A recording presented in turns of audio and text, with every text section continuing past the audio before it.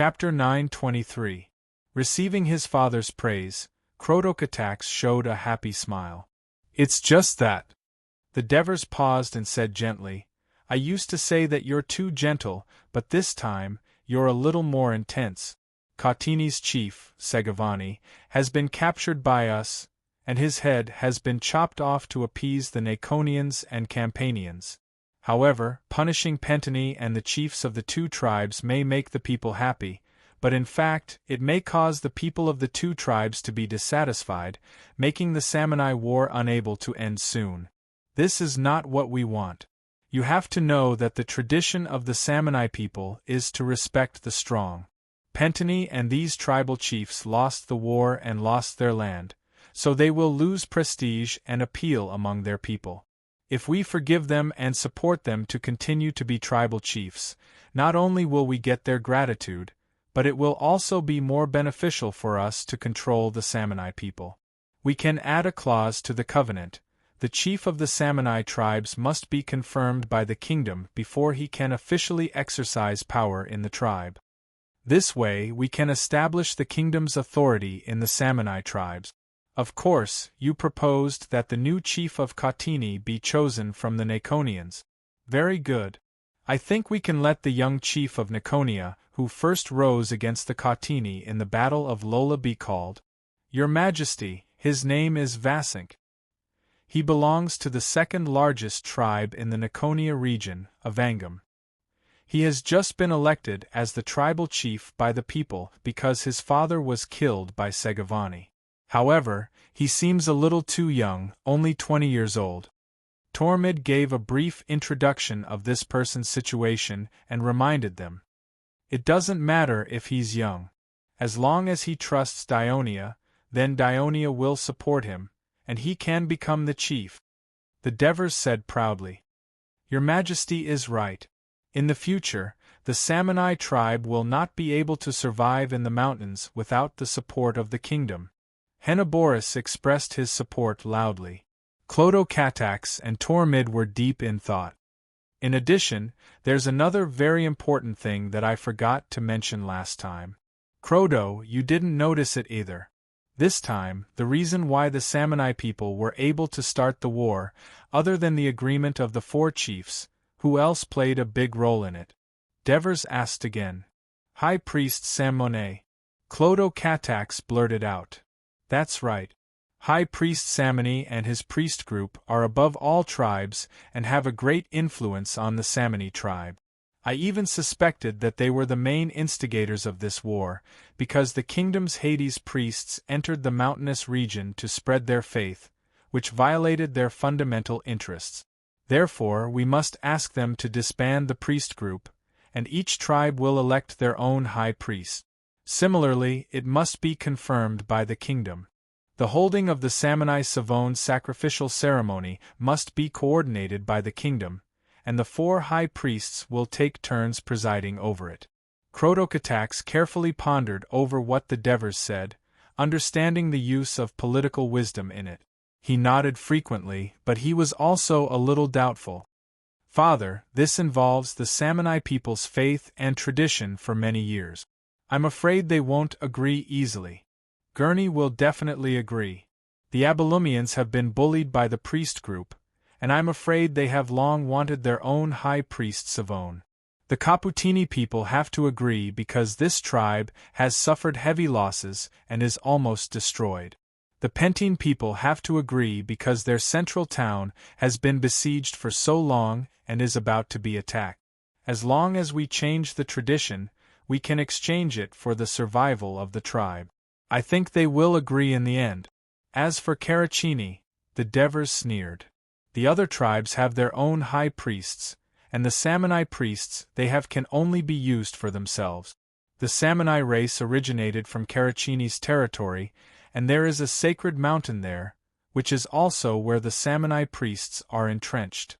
If we don't solve this problem while the Samanai people are at their weakest, the Samanai people may bring a lot of trouble to the kingdom in the future. I understand. Crotocatax replied with great sincerity. Henny, write a letter to Alexis based on the contents of my conversation with Clotho, and let him talk to the Pentine and Caputini people according to the letter. The Devers finished speaking, but there was no response. Father, Uncle Henny just went out. Crotocatax pointed outside the tent and reminded the Devers. The tent flap was lifted, and Henneborus walked in again. Your Majesty, there are 2 more battle reports. One is from the Third Fleet and the other is from Sicily. Oh! The Devers took the letter and opened it. The joy on his face disappeared in the blink of an eye. Your Majesty, is it bad news? Henneborus asked curiously. It's not too bad. The Devers quickly calmed down and said calmly, the infantry of the Third Fleet went ashore to attack a Phoenician village in Sardinia, but they encountered the prepared Phoenician army. The battle broke out, and the Third Fleet lost more than 400 people. Fortunately, they managed to retreat in the end. More than 400 people. That's not a small loss. Henneborus was a little shocked. The Devers knew that Sardinia was different from Corsica. It was a large island with a large area of land, many large rivers, and fertile hills and plains, which could be used for grazing and farming. Therefore, there were many Phoenicians on this island, and they had established St. Iberia, Albia, Saros, Calaris, Nora, Swerki. These were relatively large city-states. They had enough young and middle-aged citizens to build an army of more than 10,000 people. The news of the Third Fleet conquering Alenia could not be hidden from the Phoenicians of Sardinia, which was not far from Corsica. It was normal for them to be prepared.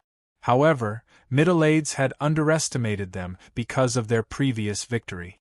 After suffering such a setback, he would be more clear-headed in his future actions. Your Majesty, how should we reply? Henneborus asked. Just say that I already know. I hope that they can learn from their mistakes and be more flexible and cautious in future military operations. We have to use the advantage of the Navy to expand the scope of the attack to the entire island, so that the Phoenicians cannot predict the Third Fleet's movements. Father, are we not going to send reinforcements to support the Third Fleet? Clotocatax interrupted. The Phoenicians of Sardinia have been protected by Carthage for many years. They are greedy for peace and only want to protect their own territory. They have no ambition, and they will not pose any threat to us.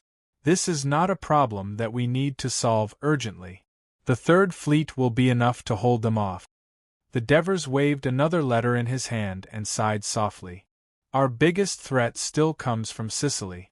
Although the news that Thurian is still alive has given me joy, Miltias has died in battle, the Fourth Fleet has been crippled, the friendly cities on the south coast of Sicily have fallen one after another, and Syracuse has suddenly sent troops to declare war. All these bad news make me feel uneasy. The Carthage army led by Margot is very imposing. Our Sicilian territory will be violently attacked by them. The Devers said worriedly. After putting the letter on the table with a solemn expression, he did not say anything else. Instead, he put his hands behind his back and paced back and forth in the tent. Henneborus picked up the letter curiously and read it carefully. Clotocatax was not as bold as him. After all, he had received military training and understood military law. He knew that peeking at military intelligence without permission would be severely punished. Hence, even though he was curious, he only glanced at Henneborus. The Carthage army and Syracuse have launched an attack on our Sicilian territory together. Hena, Paragonia, and Taunus have been attacked at the same time. Henneborus said softly to Clotocatax after reading the letter. How many enemies are there? The letter says that there are at least 100,000 people participating in the attack. Our army in Sicily only has a little more than 20,000 people, right? To be precise, there are about 30,000 people from the 7th and 8th legions and the Sicilian legion's reserves, the two of them discussed in low voices. The Devers stopped and said, Clotho, go and call Tormid over. It seems that it's time to take down Saturnicum. Yes. Clotocatax walked out of the tent excitedly. Your Majesty, isn't it a little too early to attack Saturnicum now? The last time we attacked Antium, although the Rome army only had 3,000 defending soldiers, we still paid a heavy price. There are more Rome soldiers in Saturnicum than in Antium. Henoborus couldn't help but remind him. According to the observation of the scouts in the mountain, the number of patrols on the city walls has decreased significantly. When the families of the Rome soldiers persuaded them to surrender, they leaned on the battlements and listened. Their officers didn't stop them either. This has never happened before. It means that the morale of the defending soldiers in Rome has dropped significantly. I originally thought that the defending soldiers in Rome would surrender on their own, but we can't wait any longer. The sooner we end the war here, the sooner we can rescue Sicily. The Devers' tone was firm. Henoborus didn't try to persuade him anymore. Instead, he followed the Devers' instructions and started to write a reply to Alexis. At this time, the captain of the palace guards, Marcius, walked into the tent and said, "Your Majesty, Legion Commander Martones wishes to see you for an important matter." "Let him in." Martones walked into the tent happily and said loudly, "Your Majesty, Saturnicum has sent an envoy from Rome. They are requesting to surrender." Chapter 9:24. What did you say? Devers thought they had misheard. "Your Majesty, we don't have to attack Saturnicum anymore. The people of Rome are about to surrender."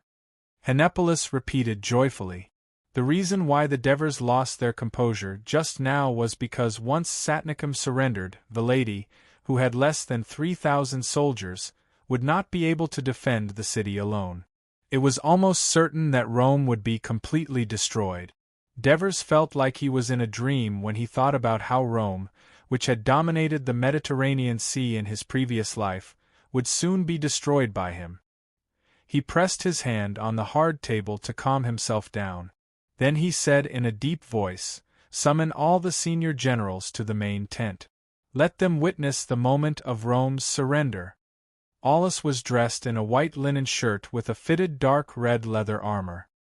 He also had a bright red robe draped over his shoulders. The corner of the robe was pulled over his left arm, and he held a papyrus scroll on a wooden spool in his hand. There was originally a short sword hanging from his waist, but it was removed by the guards before he entered the tent.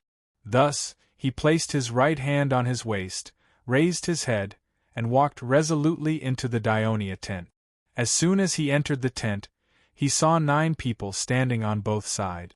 Most of them were wearing black military uniforms and helmets with purple and red tassels. Aulus had led the army to fight for Dionia for several months, and he knew that those who wore such attire were high-ranking generals of the Dionysian army. However, one of them was wearing the attire of a Roman officer, and he also had the appearance of a Roman. Aulus felt that this person was somewhat familiar, and he immediately thought that this person might be the commander of the Roman rebel army, Sextus, who was often scolded by the soldiers. He took a deep look at him. Sextus met his gaze without avoiding it.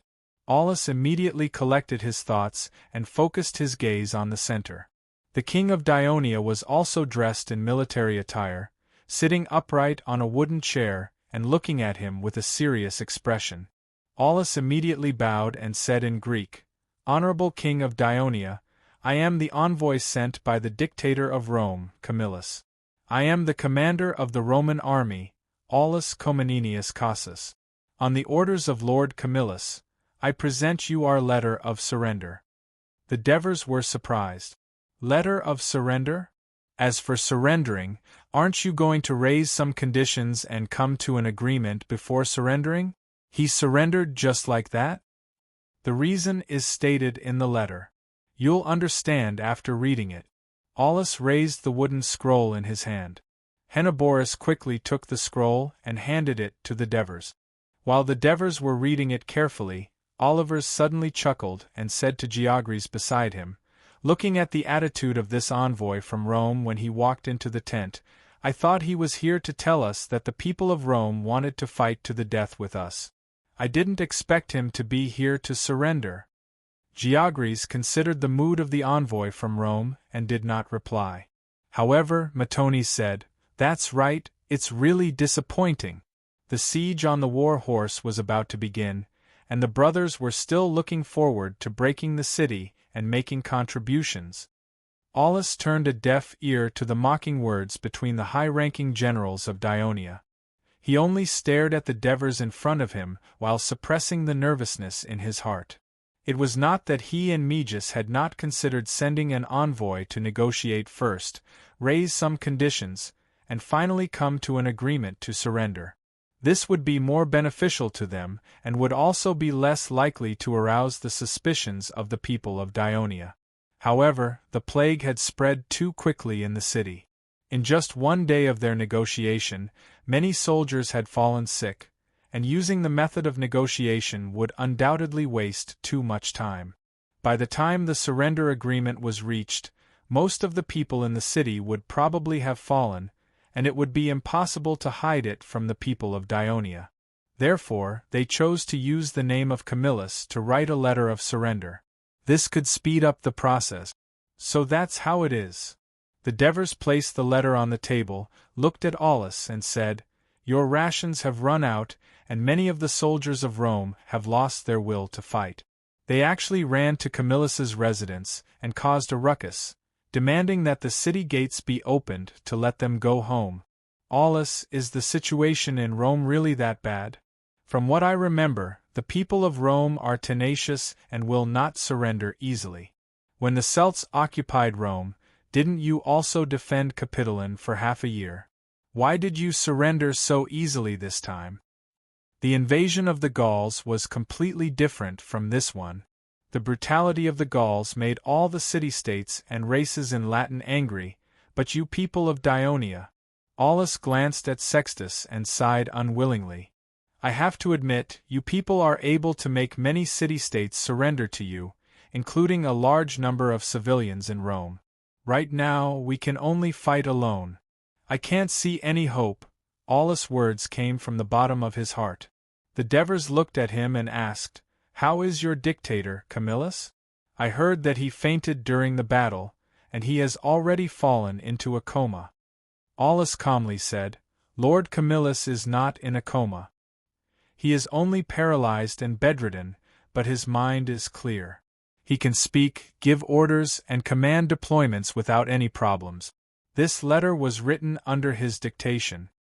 Henoborus suddenly asked, "In the letter, you said that there is a shortage of rations in the city, but from your complexion, it doesn't seem like there is a shortage of rations." Aulus raised his head again. "I have already introduced myself. I am the commander of the army. If the commander of the army is starving, how can I command the soldiers to fight?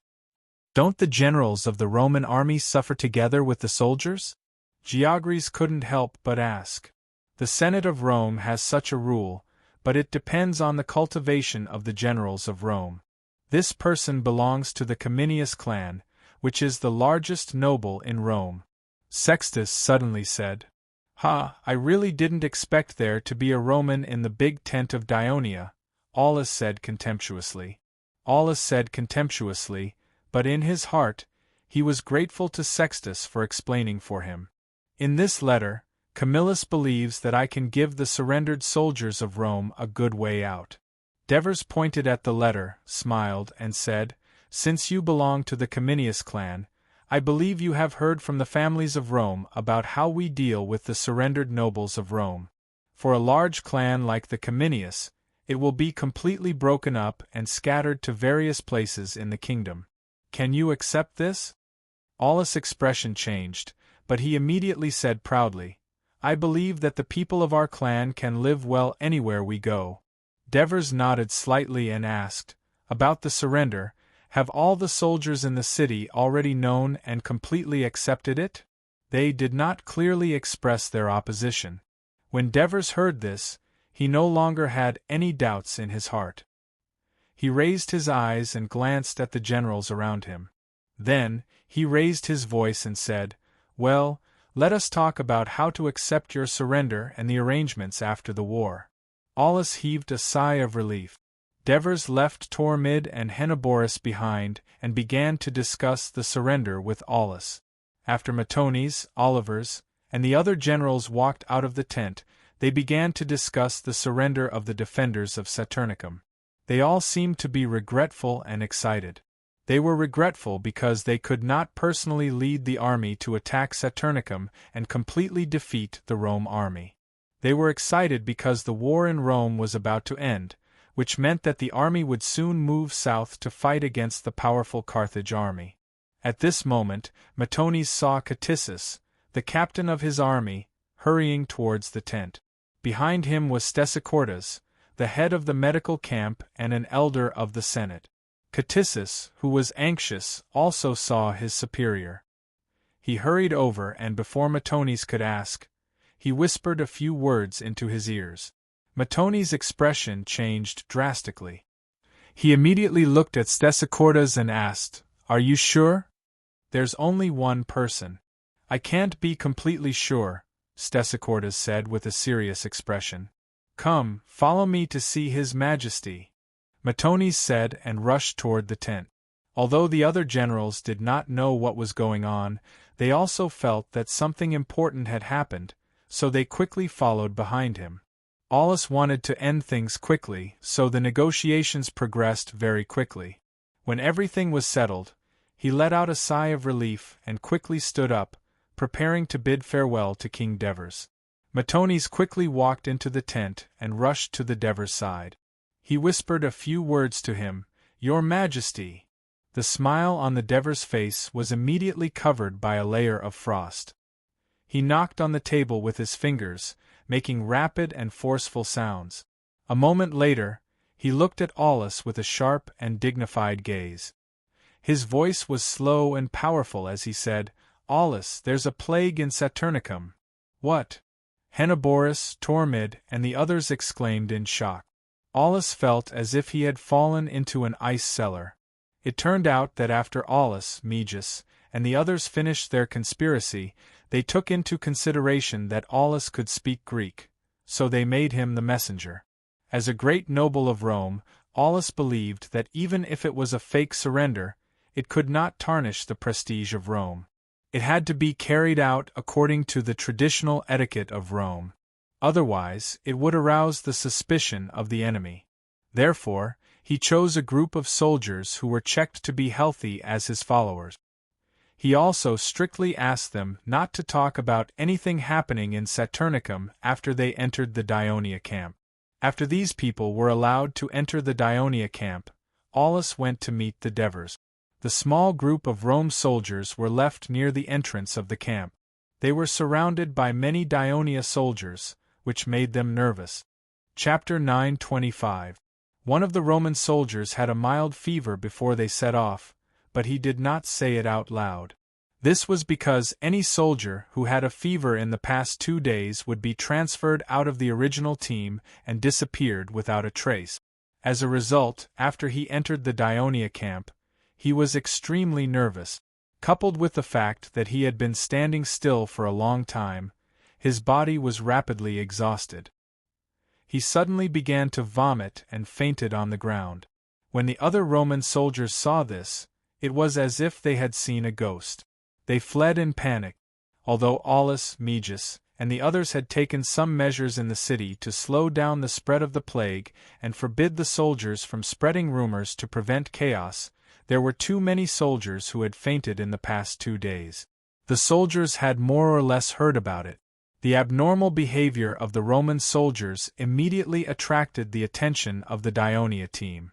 Besides, Daionia also had the obligation to treat the Roman soldiers who had fainted on the ground, so they called for a doctor. The doctor was none other than Kratos, who was praised by the Devers on the Medical Forum of Greece for his ability to study. For the past 2 years, he had been learning from Hippocrates, who had stayed in Turiae and specialized in medicine.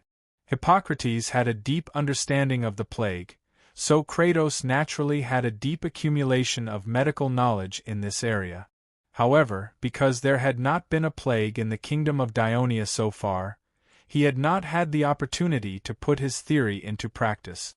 After carefully examining the physical condition of the soldier who had fainted and the vomit, Kratos was suspicious. He was so excited that he immediately called for Stesichodas to confirm it. The two exchanged opinions on the spot and finally decided to report it to the Devers immediately. When Kratos learned about the situation at the scene, he was shocked. He wanted to immediately bring his men to arrest these Roman soldiers and interrogate them. However, considering that doing so would cause a serious diplomatic incident, he immediately separated these Roman soldiers and rushed to the main tent with Stesichodas. In the end, the Devers suddenly lied to Aulus, and he let the cat out of the bag. Despite his subsequent denials, the Devers threatened that if Aulus did not tell the truth, Daionia would not accept the surrender of the garrison of Saturnicum and would leave them to be destroyed by the plague within the city. Under the pressure, Aulus had to admit that Saturnicum might have been attacked by the plague.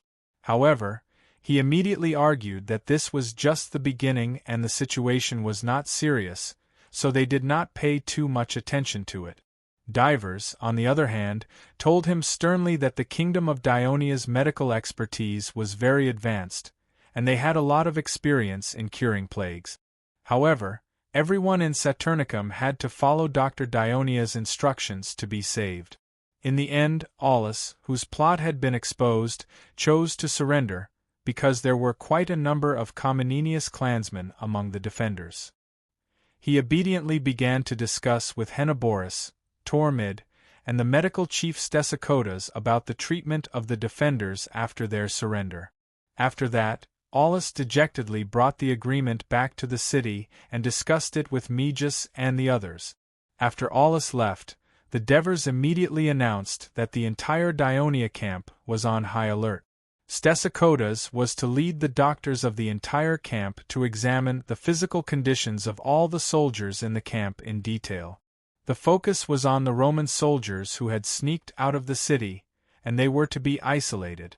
At the same time, the engineering camp led the soldiers to boil a large amount of quicklime and sprinkled it around the camp again. The supply camp was to make countless thick linen strips for the soldiers to cover their mouths and noses with and wear them all day. All competitions and training were to be stopped immediately. The soldiers were not allowed to gather together, and they were to wear them in tents during the day as much as possible. In addition, they were to eliminate the rats and mosquitoes in the camp. In fact, some of the measures had always been strictly followed by the Dionysian army. This time it was just re-emphasized. The Devers also ordered the soldiers in the camp to take turns to build 3 simple, smaller camps further away from the camp. The Devers also asked the officers of the various legions to tell the soldiers honestly that there was a plague in the city of Saturnicum, and the defenders would surrender. They did not have to be afraid. The doctors had made meticulous preparations. His Majesty also prayed to Hades and received blessings. Since the founding of Daionia, the Devers had always attached great importance to the development of medical care in the kingdom. Through the health knowledge he had from his previous life, he also knew that the plague was actually an acute infectious disease. As long as the environment was kept clean and as much as possible, the source of the plague, such as rats, mosquitoes, and corpses, should be reduced as much as possible. Lime was a cheap and effective disinfection material. Therefore, in this era of frequent plagues, it was entirely possible to reduce the occurrence of plague in the kingdom. It was precisely because he had always insisted on teaching the doctors about this aspect in the kingdom and forcefully promoted it as the king. In addition, with the addition of Hippocrates, who had rich experience in treating plague, the kingdom of Daionia had never had a plague. Even during the drought last year, due to the attention paid by the entire kingdom, the people managed to avoid the common practice of a great plague must follow a great disaster. Therefore, at this time, most of the soldiers in the camp had only heard of the horror of the plague, but had not personally experienced it. In addition, with the personal guarantee of the Devers, a descendant of Hades, they did not panic. The order of the whole camp was still relatively stable. A day later, the defenders of Saturnicum officially surrendered to Daionia. The dictator of Rome, Camillus, also died of illness after the announcement of the surrender. The news of his death quickly spread throughout the city. All the soldiers of Rome and the residents of Saturnicum fell into grief. When the city gate opened, Camillus's body was placed on a carriage. It was the first to be carried out, followed by a team of Rome soldiers. They looked sad and nervous. They were not wearing armor or carrying any weapons. They only wore plain mourning clothes. The soldiers of Dionia were fully dressed in military attire, holding shields and spears in their hands. They covered their mouths and noses with linen. They lined up in 2 dense rows from the city gate to the newly built camp. In the middle was a spacious road. The soldiers of Rome marched along the road. When they were about to reach the end, they were stopped. The Devers brought the generals to the front of the carriage. The Devers looked at the withered body of Camillus lying in the carriage. He solemnly bowed to the father of Rome in his previous life. The generals and ministers behind him naturally followed suit. When the soldiers of Rome saw this scene, although they did not understand the meaning of the gesture, they could deeply feel the respect the king and ministers of Dionia had for Camillus.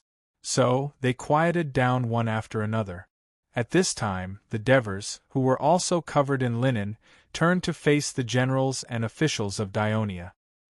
He pulled down his mask and said in a clear voice, "Camillus, a citizen of Rome.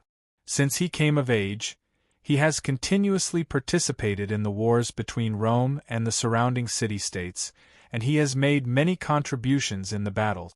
More than 20 years ago, the strength of the people of Rome increased, and they began to attack their most important enemy, Venus. When the generals of Rome were helpless to capture Venus, the Senate of Rome appointed Camillus as the commander-in-chief. After careful planning, he finally captured Venus, which was a city no smaller than Rome. However, his achievements were envied by some citizens of Rome. So, someone accused him of corruption and blasphemy in the General Assembly. As a result, the people who did not know the truth actually passed the proposal. According to the law of Rome, if he was convicted, he would be expelled. Although Camillus was angry at the result, he still accepted the punishment. He left Rome and settled in the nearby city-state of Latin. More than a decade ago, the Celts invaded the south and occupied Rome. Worried about his mother state, Camillus called on the people of Latin to rise up against the Celts' invasion. In the battle with the Celts, he gradually organized an army and finally defeated the Celts. When the people of Rome were grateful to Camillus for recovering Rome and bestowed him with great glory, he was thinking about how the people of Rome could defeat the powerful Celts in the future. So, he did not sit back and enjoy the credit, but chose a difficult path. He wanted to reform the centuries-old military tradition, create a new military system, and make the army of Rome stronger and more effective. In the end, he succeeded. After the reform of the military system of Rome, the Roman army trained by the Roman army repeatedly won the war against the surrounding forces. Every time Rome encountered difficulties and danger, the first person the people thought of was Camillus. And Camillus, regardless of his old body, repeatedly responded to the call of the Senate and led the people of Rome to conquer the East and the West. They were invincible, so that in less than 10 years after the recovery of Rome, Rome became the overlord of central Italy and the nightmare of other races. The Devers looked at the bright red flag of Rome on the carriage and said with emotion, "If there was no kingdom of Dionia in the land of Italy, perhaps Rome, the Latin city-state that was nurtured by the Tiber River, would continue to grow stronger under the new military system established by Camillus. It might even become the overlord of Italy and the overlord of the western Mediterranean Sea. Amintas, Matones, Lazaru, and the other generals behind Divers were slightly dissatisfied when they heard this, but they did not dare to interrupt on such an occasion. Aulus, who was behind the carriage, was stunned when he heard this. He did not expect the king of Dionia to be so optimistic about Rome. He suddenly seemed to understand why the king of Dionia dared to ignore Carthage's attack and personally led the army to attack Rome, which did not have a direct conflict of interest with the kingdom of Dionia. But would Rome really have as good a future as he said? Aulus was fascinated, but when he recalled the current situation, he could not help but sigh heavily. Chapter 9:26. Meges, who was next to him, pushed him and whispered, "What are you waiting for? Help us translate. What did he say?" The Devers heard the whispers around him, but he did not care and continued, "After our army landed in Latin and captured Rome, this old dictator of Rome was still fighting tenaciously. He even ignored the danger his family was in. Even though he was seriously ill and bedridden, he still fought with all his might to recapture Rome. Even if he fought until the last moment of his life, he did it for the safety of the citizens of Rome. He did not care about his reputation and wrote the letter of surrender. Camillus has always loved his motherland and dedicated his strength to the people of his motherland. He is the hero of Rome. He should also be the role model for the generals and officials of Dionia to learn from. May his soul return to the kingdom of God and find peace." After the Devers finished speaking with a solemn expression, he raised his hands, palms facing the sky, and bowed again. Aulus did not expect that a foreign king would have such a high evaluation of Camillus. This made his face slightly hot. He could not help but think of the secret plot with Quintus to seize Camillus's command of the army. He could not help but feel guilty. He loudly translated what the Devers said.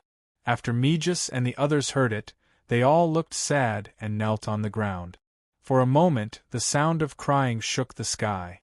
The Devers turned around and put away his solemn expression.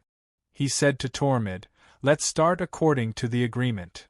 Soon, many Dionia doctors wearing long robes and cloth covered their faces entered the army of Rome. They carried out a detailed medical examination on these soldiers. Any soldiers and citizens of Rome who had any abnormalities would be brought to the newly built camp by the heavily armed soldiers of Dionia. They were not allowed to go out, and the doctors of Dionia would be responsible for the special treatment and care of them. The rest of the Rome soldiers and civilians who did not notice any problems were brought to another newly built camp. They were also not allowed to go out. The doctors of the Dionia would check on them from time to time. If they found any abnormalities, they would immediately be sent to the camp where the patients were staying for treatment. Due to the respect shown by the king of Devers and the others to Camillus, the people of Rome avoided a lot of conflicts during the inspection and escort process. Of course, this was also related to their helplessness after knowing that the plague was spreading in the city. The doctors and soldiers busied themselves for most of the day, and finally, the people of Rome settled into their respective camps. However, their work was not over yet. There were still many wounded Rome soldiers lying on the ground near the city gate. They would be carried to another newly built camp for the medical camp to treat and observe them patiently. After all of this was done, some heavily armored Dionia soldiers entered the city and poured tar everywhere in the city. They were going to burn the entire city down. This was the fastest way to eliminate the source of the plague. After reaching an agreement with Aulus, the Devers immediately sent someone to inform the Volsci people in the south that the city of Saturnicum would be burned down. When the Volsci people heard that there was a plague in Saturnicum, their expressions immediately changed. They were afraid that they would not be able to resist. At the same time that the entire city of Saturnicum was set ablaze, Camillus's body was also cremated in front of Aulus, Meges, and the other Rome generals. Aulus and the others felt a sense of loss. They stared blankly at the blazing fire, as if Rome was slowly turning into ashes like Camillus's body. Everyone shed tears because of this. When the Devers saw the dejected generals of Rome being escorted to the camp by the soldiers, he could not help but frown and sigh. This sudden plague will delay us a lot of time. After all, the Devers did not study medicine in his previous life. He did not know how long the incubation period of the plague was. To be on the safe side, he asked the army in the camp to continue to stay there for the full 15 days.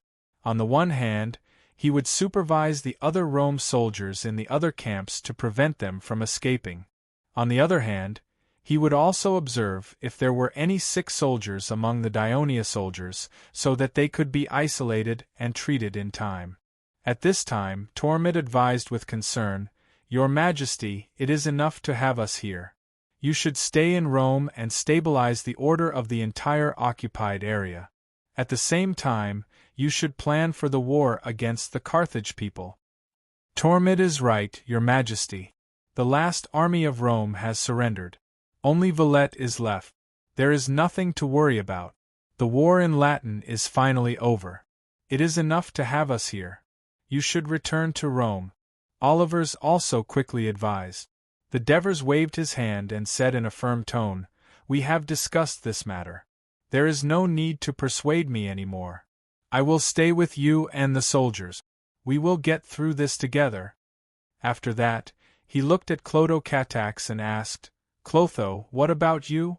Clotho-Catax replied without hesitation, "Father, you once said, the people have given the royal family great glory, but at the same time, it also means that we have to bear great responsibility. I will not be a deserter. I will stay here too." "Well said." The Devers showed a gratified smile. "Today's work is over. Everyone, hurry up and go home." Storo stood beside the engineer of Dionia and translated his words into Latin. The people of Rome, who were demolishing the dilapidated houses on both sides of the street, immediately put down the tools in their hands and cheered. The engineer solemnly reminded them again, "Be early tomorrow." The people of Rome promised loudly and then scattered in all directions. Storo did not leave immediately. He quietly watched the people of Dionia, who had just arrived in Rome not long ago. Like the people of Rome, they were also rebuilding the streets. They carefully put away all the construction tools. After their leader asked the engineer about the construction schedule for the next day, they discussed together and confirmed the time for tomorrow's assembly. After clarifying the tasks that each person was responsible for, they left together. When they left, the people of Dionia even shouted at him in a friendly manner, "Storo, let's go and play football together." Storo rejected them with a smile. After the young people of Dionia moved to Rome, they also brought the sport of football to Rome. Storo had personally seen the football games held by the people of Dionia. The rules were complicated and interesting, and the scene was intense. It was very attractive. He even thought that it was much more interesting than the bloody gladiatorial games that were held in Rome. "Why don't you go with us?" a voice came from behind. Stolo turned around and saw that it was Minus, the new Raventine City District's demo officer and the person in charge of the slum reconstruction. "It's getting late. I have to rush back for dinner," Stolo said flatly. "It's still early autumn. There are still a few hours before the sky turns dark." Manas did not hesitate to expose Storo's perfunctory words. "I think you haven't untied the knot in your heart yet. You haven't taken the initiative to adapt to the new Rome." Storo opened his mouth, but in the end, he remained silent. Since Storo and Sextus were both prominent figures among the people of Rome, they had many dealings with each other and were considered good friends. So Manas, Sextus' father, spoke to Storo in the tone of an elder, "You are different from Sextus. You have a deeper relationship with the original nobles of Rome. It is said that your father is still resisting stubbornly in Saturnicum, while your father-in-law is still entrenched in Capitoline Hill. He even refused your advice to surrender. It is indeed difficult for you to be caught in the middle, but you have to make up your mind as soon as possible. Judging from the current situation, your father and father-in-law's resistance against Dionia will definitely fail. In the future, Rome will only be the Rome of the Kingdom of Dionia. We have to work hard to adapt to this new change, and new change means new opportunities. For example, people like me, like Sextus, will have an easier time obtaining the public office of the kingdom that we had never thought of before. I can feel that the people of Dionia value you more. You should also be able to get a good position as a new starting point in this kingdom. In the future, you can win more rights for yourself and the people of Rome. But you have to hurry up. The opportunity won't wait for you forever. Do you see those young people from Dionia? Manas pointed at the citizens of Dionia who were leaving in groups and sighed. You must have felt it after getting along with them these days. These new people of Dionia have received a comprehensive education. Not only are they strong, but they are also intelligent. They are also better at obeying orders and know how to work together. The work they are responsible for is always completed quickly and well. How terrifying! As far as I know, their parents were once poor people in the Greek city-states like us. They were poor and ignorant, and they were illiterate. No wonder Dionia was able to conquer Rome so easily. The only advantage we have now is that we are the people of Rome. We are more familiar with the people of Rome and the surrounding Latin region than them. But once they live here for a long time and become familiar with everything here, then… Manas did not continue. Seeing the slight change in Stolo's expression, he knew that Stolo understood. So, he patted Stolo's shoulder gently and said solemnly, "Think about it carefully. For yourself and for the people of Rome, don't miss the opportunity." After Manas left, his words were still echoing in Stolo's mind. He walked slowly on the streets of Raventine and fell into deep thought. If it was in the past, Stolo would not have dared to be so absent-minded. The roads in the city of Rome were very bad, especially in the Raventine region. The ground was uneven, littered with garbage and dirty water. He had to be extremely careful when he walked. However, after the people of Dionia occupied the city of Rome, the new governor of Rome, Assists, ignored the ongoing war and quickly began to exercise his power. He promulgated many measures, one of the most important of which was to transform the city of Rome. He started with the Raventine region, which had the worst environmental sanitation. With the Dionia soldiers stationed in the city as the main force and the civilians of Rome as the support, he began a continuous urban transformation operation. Later, he allowed the citizens of Dionia who had migrated to Rome to join in. Today, after a month, it could be said that the transformation of the roads in the entire Raventine region was basically completed. Ancient Greece, Lord of the Mediterranean. Ancient Greece, Lord of the Mediterranean. Chapter 9:27. The road surface of the neighborhood was filled and compacted. Sewers were dug on both sides, and the road was widened enough for two carriages to travel side by side. Walking on the road, there was a sense of security that had never been there before. The houses in the neighborhood were gradually being demolished. The reason why the houses were being demolished with great fanfare was that the civilians living in Raventine were basically assigned to houses close to the center of the city. Other than the Temple of Diana, the rest of the city was basically empty, so it was convenient for renovation. After the rubble and tiles were cleared, the houses here would be planned and rebuilt, and the previous crowded scene would no longer appear. Stolo's eyes swept across the unrecognizable neighborhood and looked at the brand-new road. He could not help but sigh in his heart. The slums in the west of the city had tortured the people of Rome for 10 years. Every year, the Senate would have many debates on how to transform it, but after 10 years, it had not changed at all. However, under the rule of the people of Dionia, it had been completely changed within a month. Although they had some advantages from the war, it had to be said that the people of Dionia were indeed very decisive and efficient. They really wanted to improve the lives of the people of Rome. Recalling what Manas said, Stolo's heart did not seem to be so tangled anymore. Walking through the slums, he saw some people gathered in front of the arena in front of him. Most of them were the citizens of Dionia who had migrated here, and a small number of people from Rome. They were busy under the command of two priests in white robes. Stolo knew what they were busy with. It was said that the birthday of Hades, the protector of the kingdom of Dionia, the Greek god in charge of the law and the underworld, was coming soon. Every year, Delnia would hold a grand celebration for him at this time. 10 days ago, the governor of Rome, Assists, announced that Rome would also hold a celebration for Hades. Stolo did not feel much about it. Rome used to be a city-state that believed in many gods. There were many foreign gods, such as Etruscan, Sabine, Wolsey, and even many new gods. However, this event not only made the citizens of Dionia who had just migrated to Rome rejoiced, but also received positive responses from the Temple of Diana and many civilians of Rome. This was a little strange. However, after careful analysis, Stolo felt that it was reasonable.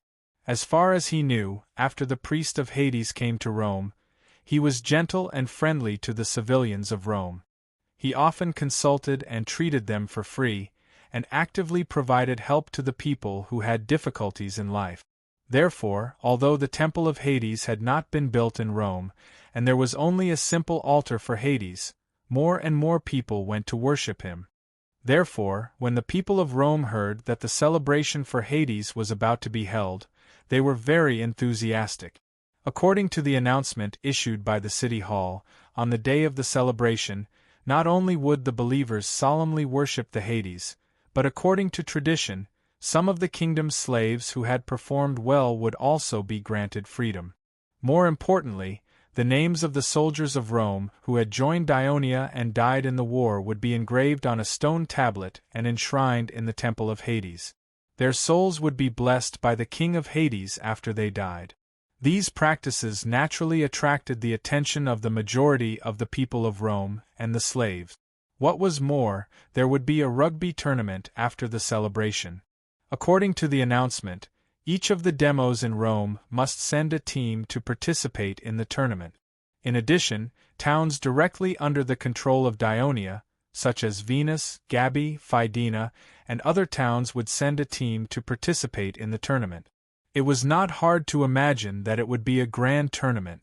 Although most of the people who participated in the tournament were citizens of Dionia who had migrated to the Latin region, there were also some Rome civilians who liked novelty and excitement. Hence, the Piazza del Mars was bustling with activity these few days. The rugby teams formed by the demos in Rome were actively training there. To be honest, even Stolo himself was a little tempted. He wanted to come to the arena to watch the game. He wanted to see how the popular rugby game in the Kingdom of Dionia would perform in an official game. Stolo stood in the distance and watched the group of people working together to erect a tall statue in front of the entrance of the arena. They then began to fix the pedestal. The statue was of a man with thick black hair and an extremely strong body. He was holding a rugby ball in his hand and making a throwing motion. The gold foil on his body shone brightly under the sunlight. Was this the Hades that the people of Dionia believed in? Although Stolo was a little curious, he did not take a closer look. He squinted his eyes for a while before he turned around and left. As he walked further, the streets became a little more crowded because most of the people passing by were carts. The carts heading east were filled with freshly harvested wheat that had basically been shelled, while the carts heading south were filled with sacks of flour. September arrived with a bountiful harvest. The citizens of Rome who had joined the Kingdom of Dionia, according to the agreement they had with the city hall, harvested their newly distributed wheat. They handed over 2/3 of the harvest and kept the rest for their own use. Since the Dionysian army had occupied Rome, these farmlands were supposed to belong to the army. However, the assists had made this decision after careful consideration in order to win the hearts of the people of Rome and stabilize the order. At the same time, they also wanted to reduce the burden of food and material aid from the city hall to the citizens of Rome who had joined the Kingdom of Rome. This proposal was approved by the Devers. Not only could the citizens of Rome obtain all the harvests from their original farmlands, if they had any farmlands in the past, but they could also obtain the additional income for free. Naturally, they were overjoyed. What made them even more excited was that the fertile land would completely belong to them. They only needed to pay a small amount of land tax every year. Therefore, these days, Rome and the nearby towns that were occupied by Dionia were enveloped in the joy of harvest. A few days later, the city hall once again gave the citizens of Rome a surprise. The announcement clearly told them that the city hall had funded the construction of several watermills, which were designed and built by Dionia's engineers day and night. They could grind flour for the citizens of Dionia for free. In fact, the construction of the watermills was not as time-consuming and laborious as the announcement said. The materials were ready-made. After the attack on Rome, many siege weapons were discarded. The engineers and carpenters were also ready-made. The Devers brought a team of more than 500 engineers, and this number did not include the engineering battalions of the legions. The technology was ready-made. The watermills were developed more than 10 years ago by Martyres, the deputy dean of the School of Mathematics in Dionia, and it had become a common large-scale public facility in the cities of the kingdom. The only thing that was needed was whether the administrative officials could consider all these on behalf of the people in a timely manner. Not only did Assists consider all these, but he also immediately started to implement them. Finally, the construction of the watermills was completed just after the harvest ended. Assists had served as the chief executive of many cities in the kingdom. He understood the feelings of the people. He knew that although the harvest was joyous, it was a time-consuming and laborious task to remove the husks of wheat and grind the flour. Before the emergence of the watermills, the Greek people used stone mills to grind flour. The thick stone rollers had to be pulled by horses or donkeys. In order to prevent the wind, rain, and birds from pecking at them, they had to be carried out in a relatively closed hut, and they had to be watched by someone. The constant crunching sound of the rolling stones rubbing against the stone mills was not only unbearable to the people, but also to the animals. They would refuse to work, and sometimes they would even go crazy and hurt people. Therefore, for the slaves of the rich families, guarding the mill was the biggest punishment. Therefore, Assists believed that the introduction of the watermills would deepen the recognition of the people of Rome to the kingdom of Dionia. What was a watermill? When the people of Rome saw the announcement for the first time, they were puzzled. After all, Rome was an inland city-state. It was mainly agricultural, and its trade was not developed. In the past, it had little contact with the kingdom of Dionia in the south, and the people knew even less about the outside world. It was normal that they did not know about this new invention that had been widely welcomed by the people of southern Italy. However, since the people of Dionia came to Rome, they had gradually won the trust of the people of Rome through a series of practical actions. Therefore, many people of Rome drove the pack carts filled with wheat to the riverside of the Piazza de Mars. The engineers of Dionia had inspected the river near the city of Rome and found that the Tiber River near the island of Tiberina had a faster current due to the diversion in the middle of the river. Therefore, they built a few watermills here. As a result, they were pleasantly surprised to find that this magical device could rotate continuously. Not only could it grind flour, but it was also very efficient. The quality of the flour produced was also very good. There was no need for people to stay there all the time to watch over it, and there was no need to worry about the animals getting tired. Therefore, the news quickly spread from 1 to 10, and from 10 to hundreds. The people of Rome all over the city, either carrying burdens or driving the pack carts, lined up by the riverside of the Piazza de Mars every day, just like now. The people who had just returned from the riverside of the Piazza de Mars were loudly boasting about the magic of the watermills to the people who were preparing to rush there.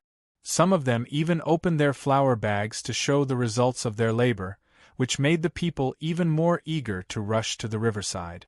Listening to these people, the people sighed from time to time, "No wonder Dionia is so powerful. Even the tool for grinding flour is so magical." Everyone seemed to be proud of the people. Stolo felt sour in his heart. He was afraid that not long after, the Rome that had raised them would be completely forgotten by them. Stolo hastened his pace home. When he arrived at the hill of Sirio, his mood improved again because there were people who greeted him in a friendly manner. "Stolo, you're back so early today." Chapter 9:28. "Stolo, I just baked some bread with the freshly ground flour. It's still warm. It's very fragrant. Bring a few pieces back to try. Stolo, have the houses in Auntyne been demolished? I heard that the city hall is going to build bigger and better-looking houses. Is that true? Stolo, I saw some people from the city hall at your house in the afternoon. Something might have happened. Words of warmth and concern warmed Stolo's heart. Even when he was locked up in his house by the Dionia, these people still tried their best to help his family. That was why he was willing to provide them with legal help at a low price or even for free. He responded with a smile as he hastened his steps home. Stolo, you're finally back. His wife, Cornea, threw herself at him and hugged him tightly the moment he entered the house. Aren't I doing fine? What happened? Stolo caressed his wife's back and asked softly. The people from the city hall came in the afternoon. They emphasized that you must go to the city hall after you return home to see that ACI. Administrator Asters. Stolo, will something happen to you? Cornea looked at him worriedly. We've gone through the worst of it and survived it. What bad thing could happen? The experience of this period of time had turned this innocent and adorable noble wife into a frightened bird. Stolo pinched her nose and pretended to be relaxed. It's possible that the Dionia saw that I've performed well and are giving me a more important mission.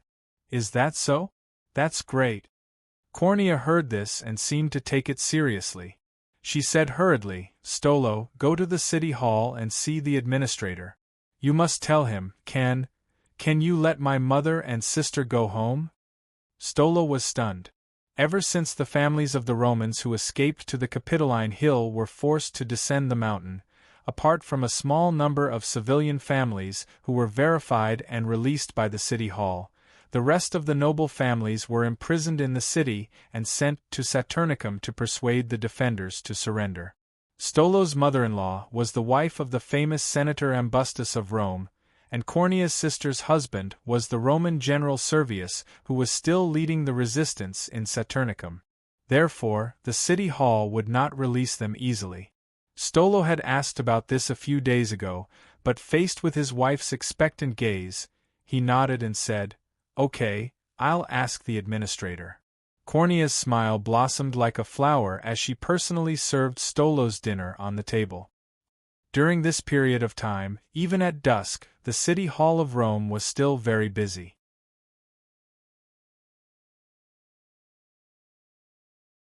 As far as I know, the Protector of Rome is a major way for the civilians to enter the upper echelons of the city-state, and they can even sit in the Senate. The Protector of Dionia seems to have more power.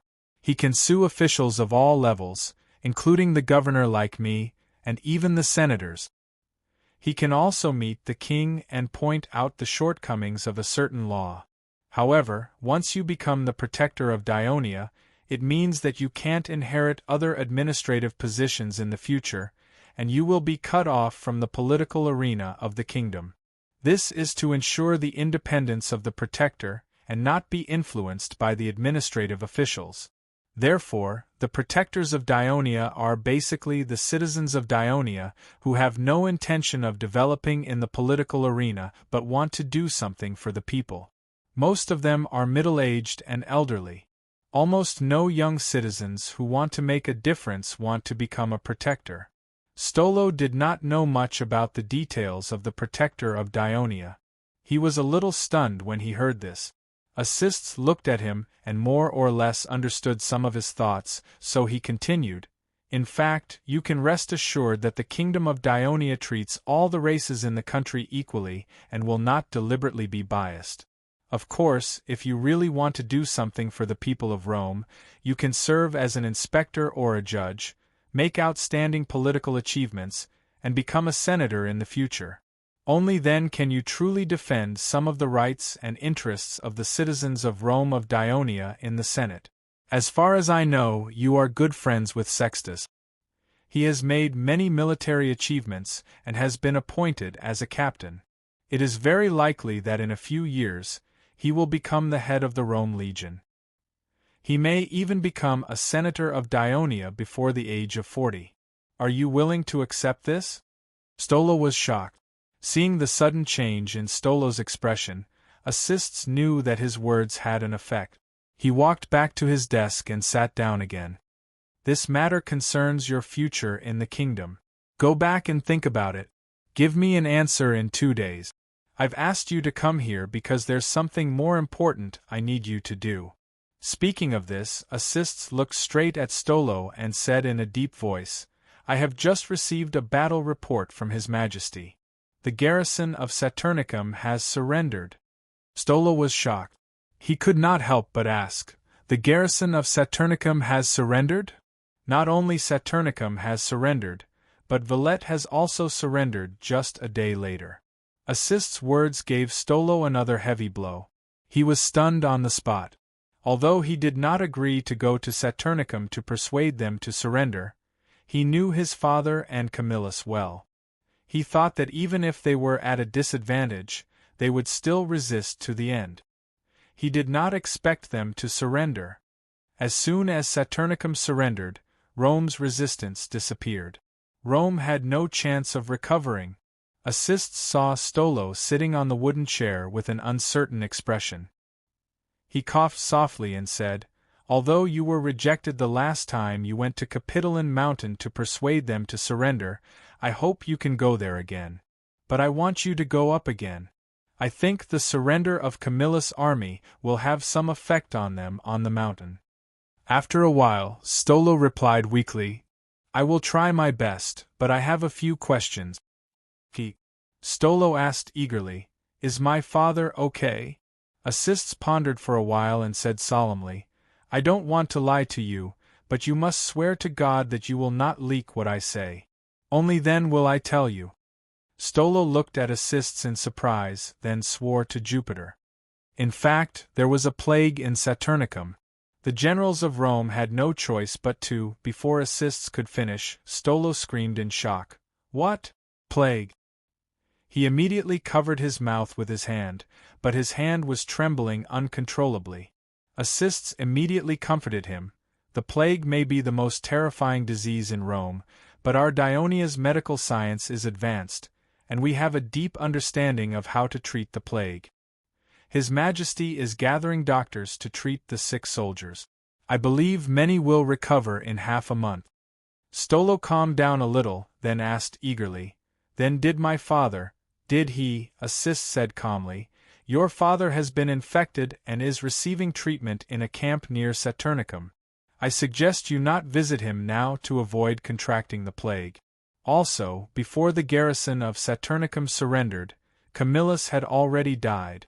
Oh, and your brother-in-law, Servius, has also been infected.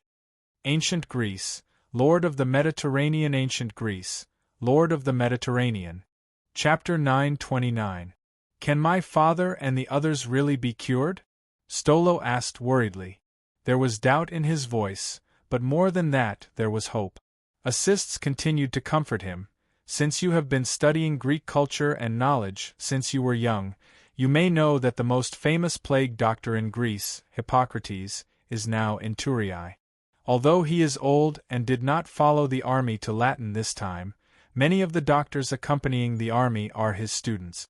They will do their best to save your father and the other Roman soldiers who have been infected by the plague. And you people in Rome often say that the plague is a seed sown by the god of death. Our patron of Dionia, Hades, is the lord of the underworld, and His Majesty the Devers is his descendant. Since the Roman army has surrendered to us, His Majesty will definitely give them the blessings of Hades. Stolo calmed down a little and suddenly remembered something. He asked, My lord, my wife's mother and sister are still imprisoned. May I ask what will happen to them? Assists thought for a moment and said, Since Servius has surrendered, his wife will follow him to settle in other parts of the kingdom. Of course, Servius will have to survive the plague first.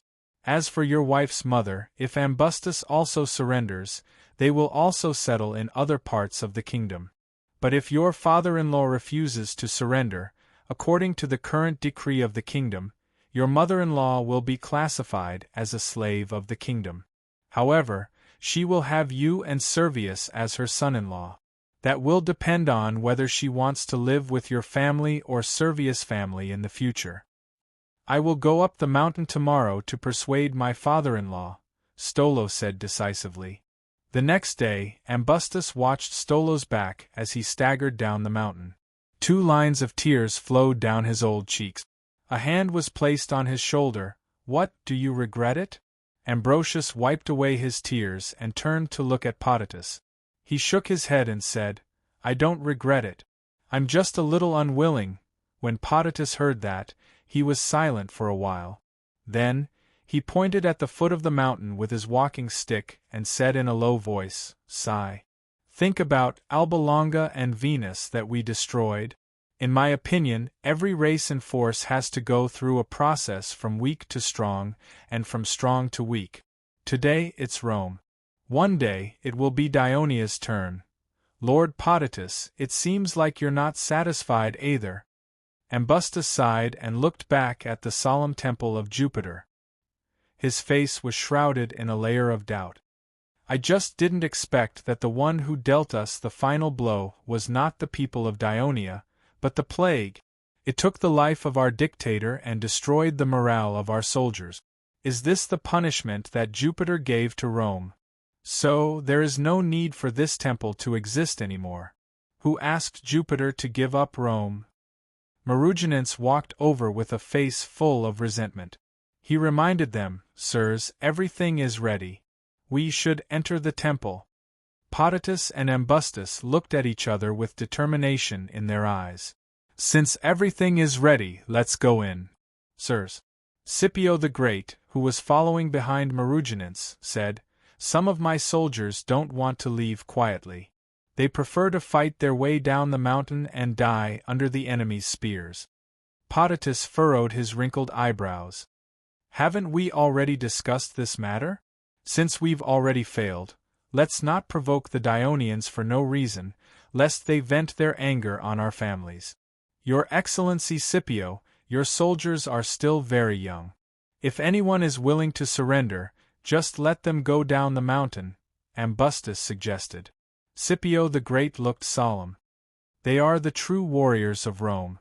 No one will choose to surrender. Half an hour later, the senators of Rome gathered in the main hall of the Temple of Jupiter. Hundreds of Roman soldiers either stayed in the back hall or sat in the courtyard. Potitus looked around at the more than 100 senators of Rome crowded in the main hall. They had been trapped on the mountain for a few months. In the end, they ran out of food and water. So, not only were they emaciated and covered in dust, but their clothes were also tattered. They did not look like the vigorous and imposing manner they used to have in the Senate. But at this moment, they were all sitting upright, looking solemn, making the already solemn temple of Jupiter look even more solemn. Only Apuleius, who had just been released from the back hall, was lying on the ground with his back hunched, his lips moving non-stop. Finally, Potitus looked at Maruginans next to him and said in a deep voice, You will say the last words. Maruginans smiled freely. I have been fighting with you for decades, and this is the first time you are being modest to me. Forget it, I am used to it. You can do it. But when we go to another place, I will not give in to you again. Potitus nodded silently, then looked at the crowd and said solemnly, My lords, 20 years ago, when the Celts attacked the city of Rome, Bulerius, Vibius, Titus, Emilius, and the other Senate ancestors blocked the way into the city and sacrificed their lives bravely. Today, Rome has fallen again. We must not let down the prestige of the senators of Rome and the nobles of Rome. In order to defend the city that our ancestors had gone through countless hardships to build, we will sacrifice our lives. Even if Rome no longer exists in the future, our heroic deeds will be remembered and sung by future generations. At the same time, we will constantly remind future generations that in the center of Italy, in the Latin region, on the banks of the Tiber River, there used to be a great city called Rome. When the senators heard Potitus' words, they subconsciously raised their heads and sat up straighter. Their eyes that were originally filled with despair were now filled with vigor. After Potitus finished speaking, He slowly looked at his colleagues with an encouraging gaze. Then, he glanced at them one by one. First, it was Marugenance, then Ambrosius, then High Priest Ulysses, and finally old Senator Lucicius Potatus slowly sat down and gently put down his crutch. He flicked the dust off his clothes, closed his eyes, and said in a deep voice, "Light the fire." There was a moment of silence in the hall. Scipio the Great shouted, "Light the fire!" The soldiers outside the hall seemed to have woken up from a dream and threw the torches in their hands at the temple that had been splashed with olive oil. In an instant, the temple was set ablaze. Apuleius, who was originally lying on the ground, seemed to have been awakened by the fire. He jumped up, picked up a small stone from the corner, and threw it at the tall statue in the middle of the hall. With a "pa" sound, it hit Jupiter's head. "Ha! Ha! Ha!" Apuleius laughed loudly and stomped his feet at the same time. "Damn Jupiter!" he cursed. "Damn Camillus! Damn Rome! Ha! Damn Rome!"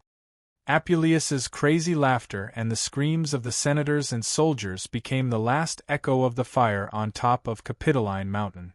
The self-immolation of the senators and soldiers of Rome meant that the resistance of Rome had completely disappeared. Other than the nobles and their families who had surrendered in Rome, and a few civilians like Storlo, who were sad, most of the civilians only felt sorry for the burning of the main Latin temples of Jupiter and Juno. They even cursed that these self-immolating senators destroyed the temples on top of Capitoline Mountain just to prevent the civilians from worshipping them. Of course, the arrival of the celebration of Hades quickly dissipated their frustration.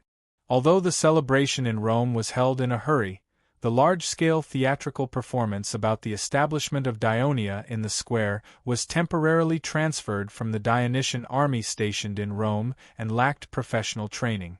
Not only were they poorly dressed, but the performance was also full of mistakes. However, it was the first time that the people of Rome had seen such a large-scale performance, and they found it very interesting. After that, in front of the simple altar of Hades, under the leadership of the priest, the believers performed a pious sacrifice to the Greek Pluto. After that, the priest solemnly announced, "From now on, Hades will protect the city of Rome." The cheers of the believers did not move the onlookers of Rome. But then, they saw a huge stone tablet engraved with the names of the reserve troops of Rome who died for Dionia. The soldiers of Dionia in full military uniform carried it to the altar. The priest blessed it and announced, "When the temple is completed, the stone tablet will be carried into the hall of Valhalla to receive the worship of the people of Rome. Their souls will continue to guard Rome." This move shocked the people of Rome. Many people who had lost their loved ones shed tears. In the afternoon, in front of the altar of Hades, the governor of Rome, Assists, read out the order signed by the king of Devers in the name of Hades, granting freedom to many slaves of Rome who had performed well during this period. The freed slaves cheered and thanked Hades and the king of Devers loudly. At the same time, many slaves who heard the news were looking forward to joining the new kingdom. On the second day, the football match began. The curious people of Rome, some Vikings, and Phrygians poured into the arena with their families. Soon, they were attracted by the game. Although the teams were basically composed of most of the newly migrated citizens of Dionia and a few of the people of Rome, and the level of competition was not high, it was novel and exciting enough for the people of Rome who were watching the game for the first time. Chapter 930. In particular, each team represented its own town or city, which made the spectators more inclined and invested in the game. Although they did not understand many of the rules, it did not stop them from cheering for the teams in their own region. They even quarreled with the spectators from other regions. As the football game continued, a strange phenomenon kept happening in Rome. The conflicts between the original Rome citizens and the newly migrated citizens of Dionia had decreased. Even after the game, they could be seen putting their arms around each other's shoulders and shouting the names of the players of their respective teams in their own language. On the other hand, the citizens of various demos had begun to quarrel with each other. While the people of Rome were celebrating, the soldiers of Dionia in the camp outside Saturnicum were quite depressed. To prevent the spread of the plague, they had to obey the order to stay in their tents as much as possible. They could not gather in the camp, nor could they hold various competitive sports in the camp. They even had to be checked by the doctors every day. It was the most boring day of the Hades celebration. The only fortunate thing was that the King of Devers would visit the soldiers in the tents from time to time. This was also the first time the soldiers had direct contact with the King of Dionia. The doctors and nurses were busier. They had to wear tightly wrapped clothes every day and run from camp to camp. They were busy with examinations and treatment, especially those who were sent to the camps of Rome suffering from the plague. They had to risk being infected at any time. But even so, many doctors still rushed to go because it was a rare opportunity for them to combine theory with practice. The medical staff of Dionia carefully treated and took care of the injured and infected soldiers of Rome, treating them like family. They gradually moved and eliminated the hatred of the soldiers of Rome against the people of Dionia. The chief medical officer, Stesichordas, often wrote to Hippocrates, who lived in Thurii, to consult him about the problems encountered in the treatment. When Hippocrates, who was already in his 70s, learned that there was a plague in Latin, he insisted on going by ship. He was dissuaded by his students many times and failed to make the trip. But later, the story of his willingness to risk his life for the sake of medicine spread and inspired countless doctors of Dionia. The Hades celebration and football games in Thurii were not as good as in previous years. The towns of Sicily could not send teams to participate because of the war. The best players in other cities were often the best soldiers. They were either with the King of Devers in the expedition to Latin, or under the command of Alexis in the mountains of Samni. In addition, the enemy appeared in the Apulian region. A fleet of more than 500 soldiers landed on the coast near Barum. They carried the flag of the former kingdom of Pucetti and shouted the slogan, "Drive the people of Dionia away, give freedom to the people of Pucetti," but they rushed into the nearby villages to loot. The people of the neighboring towns hated their banditry and quickly gathered the citizens of the legion reserve in the city to form an army of 600 people. Under the command of the 2nd Cavalry Legion, who rushed over after hearing the news, they launched an attack on the enemy entrenched in the village and defeated them in one fell swoop. From the captives, it was learned that there might be a few remaining forces of Apulia attacking in the following period of time. The Senate made a decision. The towns of the Apulian region did not need to send teams to Thurii to participate in the competition.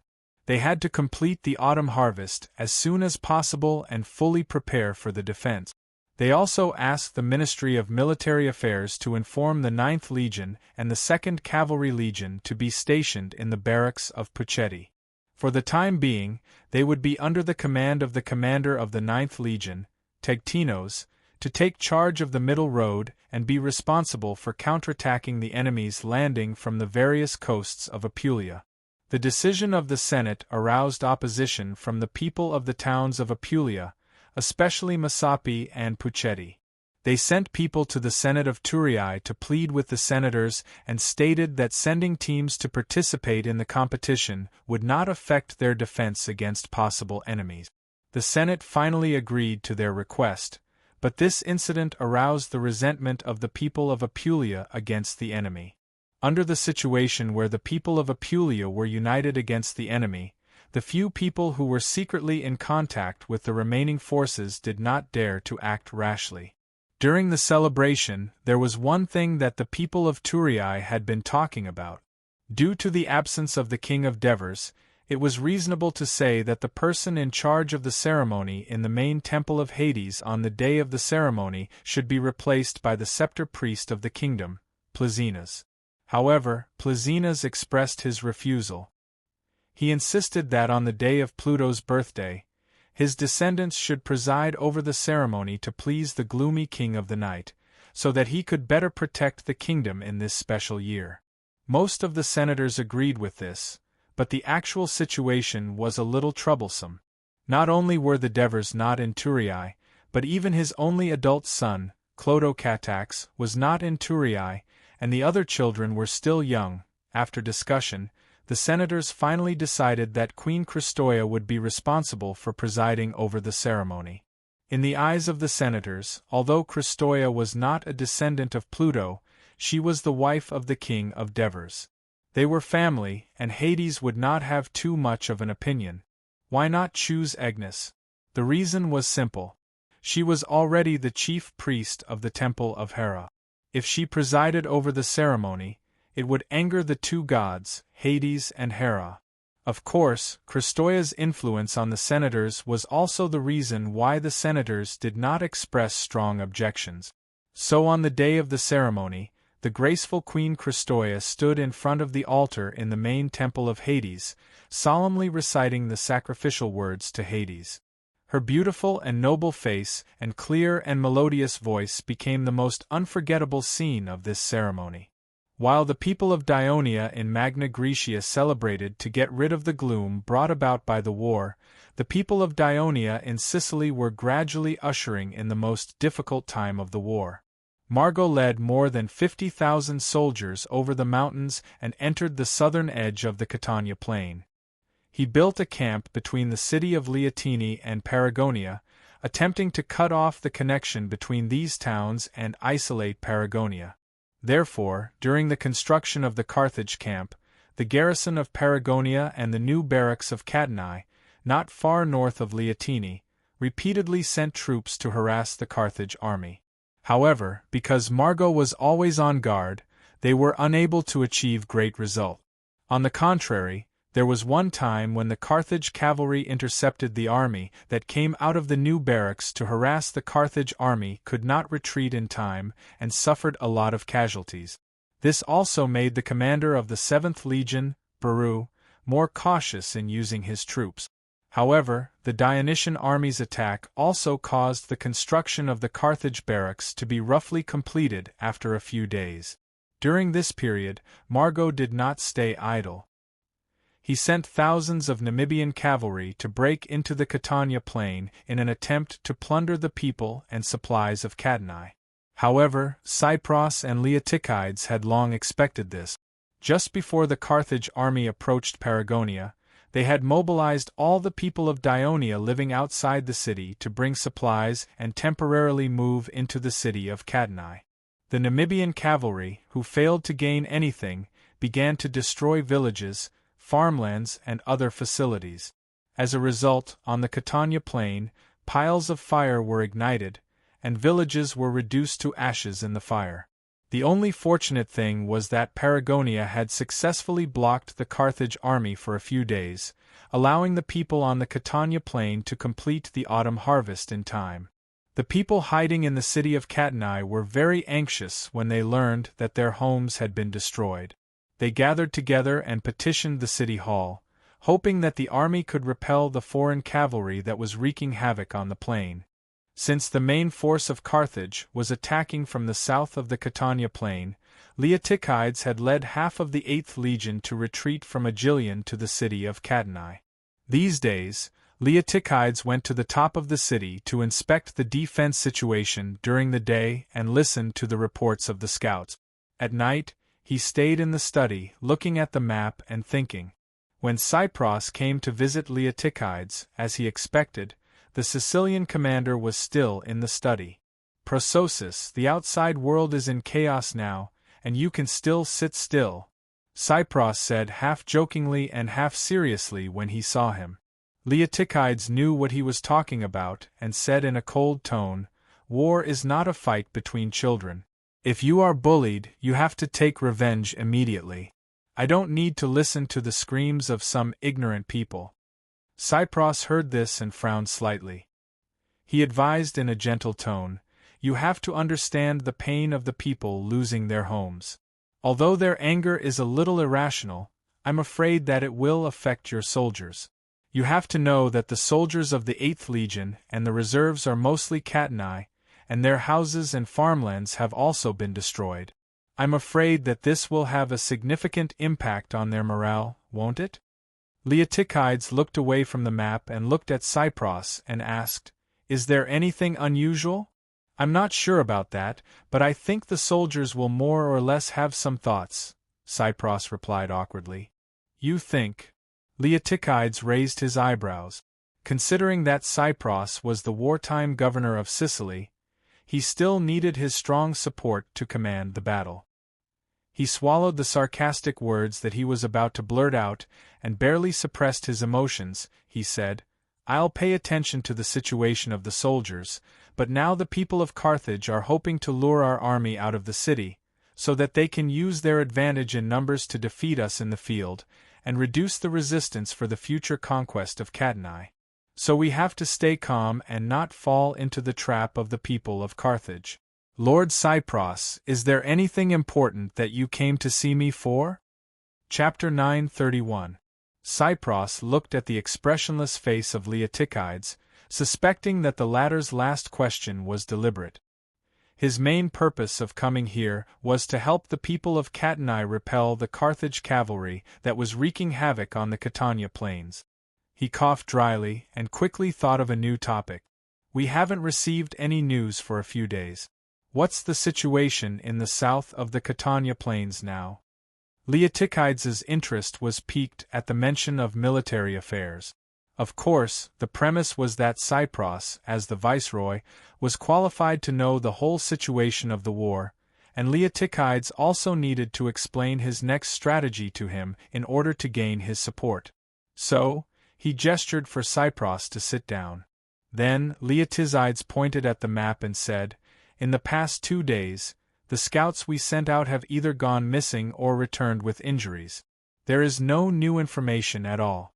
The Carthaginian cavalry is not only destroying the Catania plains, they are also blocking our communication with the southern side of the Catania plains. We don't know the current situation of the 7th Legion, nor do we know the situation of Paragonia, let alone Leontini. The only thing we know is that Taunus is surrounded by Syracuse, but the Syracuse army is not attacking with full force. This is the report that the Sicilian fleet makes every day. I believe you already know about it. But other than this, Leotychides pointed at Paragonia, Hina, Leontini, and the new Catania barracks not far to the north on the map. He then drew a large circle on the west and south of Catania, covering almost half of the Catania plains. This large area has been completely covered by the Carthage cavalry. We don't know the situation of the 7th Legion and their allies in the south, and we don't know the position and movement of the enemy's main army. So, under such circumstances, if we send our troops out of the city to attack the Carthage cavalry, we might run into Carthage's main army not long after we leave the city." In the end, Leotychides returned to the previous question, but Cypros did not mind. Leotychides' words had made him feel the seriousness of the war. He asked worriedly, "So, according to your judgment, what could the Carthage army be doing now?" Staring at the map, Leotychides said with self-reproach and confidence, "Although I have neglected the fact that the huge Carthage cavalry will cover the entire battlefield, making it difficult for us to communicate with each other, and causing some of the previous plans to be unable to be implemented, I can still guess the movements of the Carthage army. They are either attacking Paragonia or Leontini, because they only have these two choices. If they take down Paragonia, not only can the Carthage army open up the flat road from Camillina to the Catania plains, which will facilitate the transportation of their rations and supplies, but they can also support the other Carthage army that is surrounding Hina. After all, Hina is not too far away from Paragonia. As long as they take down Hina, the entire southwest region of the Catania plains will be completely under the control of the Carthage army, and their army will be able to march straight to our city without any worries. And if the Carthage army attacks Leontini, as long as they take it, the Carthage army will either continue to the north, go around Lake Leontini, and attack our new barracks, or lead their army to the east, rendezvous with Syracuse, and attack Taunus. Once Taunus falls, their allied army will go straight to Catania." After listening to Leotychides' words, Cypros fell into deep thought with a solemn expression. He then asked with uncertainty, "From what you said, the Carthage army is most likely to choose to attack Paragonia? As expected of the most capable chief executive of Sicily. Even if he's not commanding a battle, he can still find the right answer through his excellent political sense." Leotychides nodded approvingly in his heart. "I think that although the Carthage army and Syracuse have now joined forces to fight against us, Dionia, they have been fighting each other for decades after all, so it's impossible for them to be very close to each other. If the Carthage army chooses to attack Leontini and Taunus, then they will have to rely on Syracuse to transport their rations. I don't think any commander of an army will be able to completely entrust the food transportation line that concerns the life and death of the army to an ally who was their mortal enemy a few years ago. And after taking Paragonia, the rear of the Carthage army will be completely under their control. Not only will they be able to attack Catani without worry, they can also attack Hina, Agilion, and Hebita, occupying the entire Sycur Mountains. By then, they will not only be a threat to Catani, but also Naxos and Sicily. The Carthage army will have a lot of options to choose from." Cypros was even more worried now. He asked anxiously, "Can Paragonia be defended?" Leotychides hesitated for a moment, then said with certainty, "Lord Cypros, you should know that a few months ago, before the Carthage army really joined the war, we had already used Paragonia as a fortress to defend against the Carthage army's attack. We have been continuously strengthening its defenses and building a large number of defensive facilities. That's why Paragonia has been blocking the attack of the Carthage army for several days, and the Carthage army has not even been able to break through the outer perimeter of Paragonia. Originally, there were 2,000 reserve soldiers in the town of Paragonia, and a few days ago, the 7th Legion sent another 2,000 soldiers to the town. For a small defensive fortress, this number of soldiers is more than enough. Even if the Carthage army were to attack from the north now, even if they send all their troops, it will not be possible to take it down in a short period of time. And what we need most now is to buy time." Cypros understood that Leotychides was referring to the kingdom's reinforcements that would arrive soon, but he still looked a little worried. "I don't know much about military affairs, and I don't know much about the current changes in the war.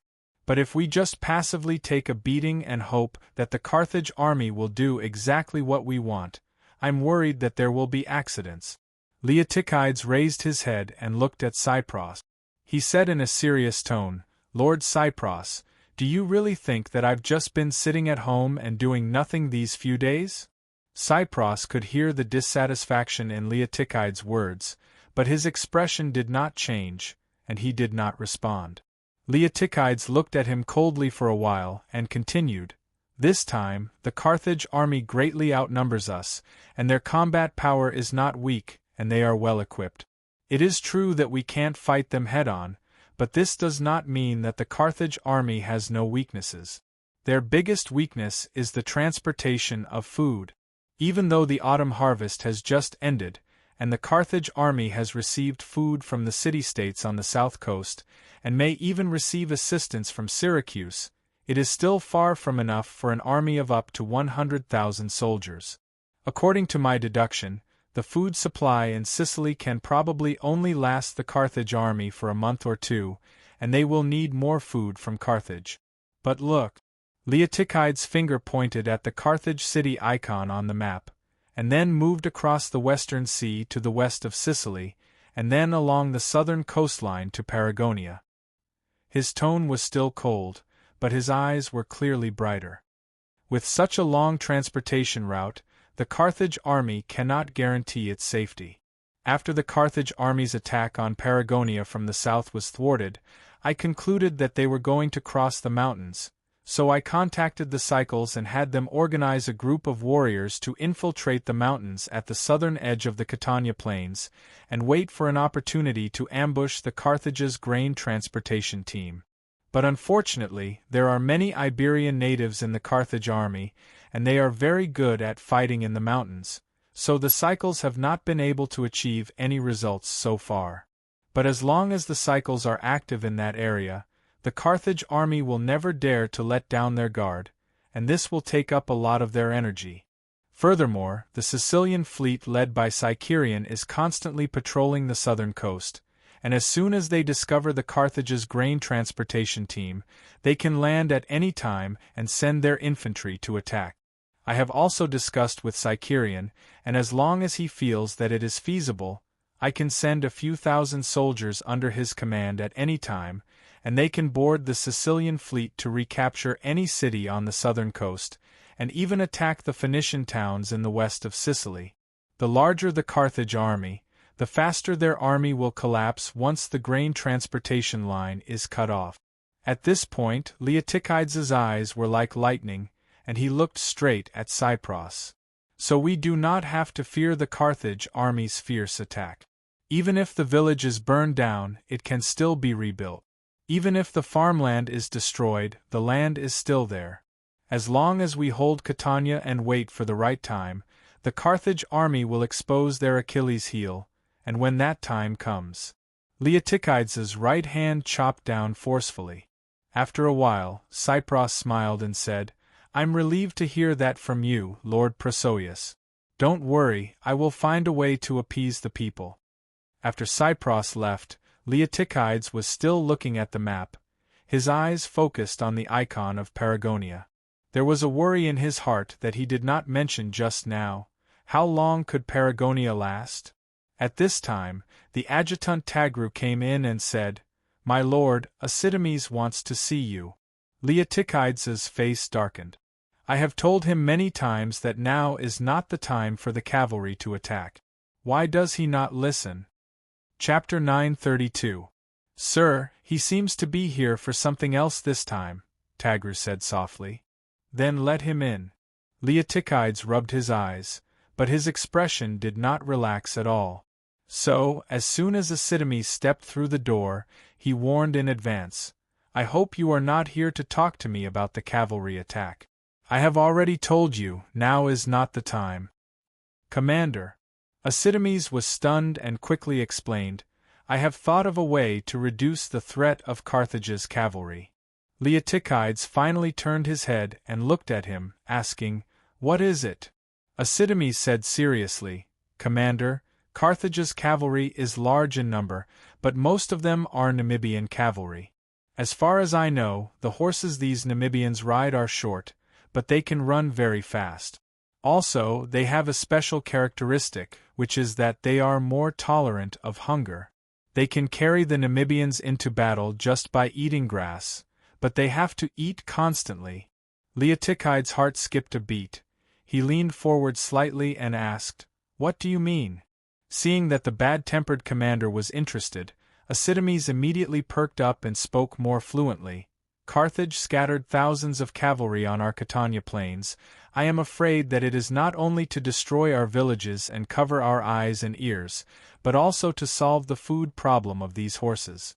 It is now autumn, the grass on the ground has begun to wither. Since the Carthage have burned our villages, we can use the night to boldly burn the weeds on the plains. This way, the Carthage's cavalry will not dare to be so active on the plains. Burn the grass on the entire plains." Leotychides pondered for a while, then said hesitantly, "Acidames, you are a Carthage, so you should be familiar with the situation here. Even if the plains are burned to the ground, as long as there is a rain or two, grass will quickly grow back on the ground. But it rarely rains in Carthage in September and October." Acidames had obviously considered this problem before. He quickly replied. Leotychides also quickly made a decision. "Tagru, go and get Cypros immediately, I need to discuss with him." "Yes, sir." Tagru immediately ran out because Cypros had just left, so he should be able to intercept him on the way. As he ran, he thought to himself, "Cypros is the governor of Sicily. He is open-minded and always takes the initiative to talk about problems. It seems like the commander is used to this, ordering Cypros. This is not a good thing. I have to find a chance to remind him." In the kitchen, Leotychides stared at the map and murmured, Although I don't know if this method will really work, we have to give it a try. Even if the current situation is very unfavorable to us, we should not lose confidence. We have to work hard to find an opportunity. Sir Commander, you're right. As Leotychides analyzed, Margot had indeed targeted the attack on Paragonia.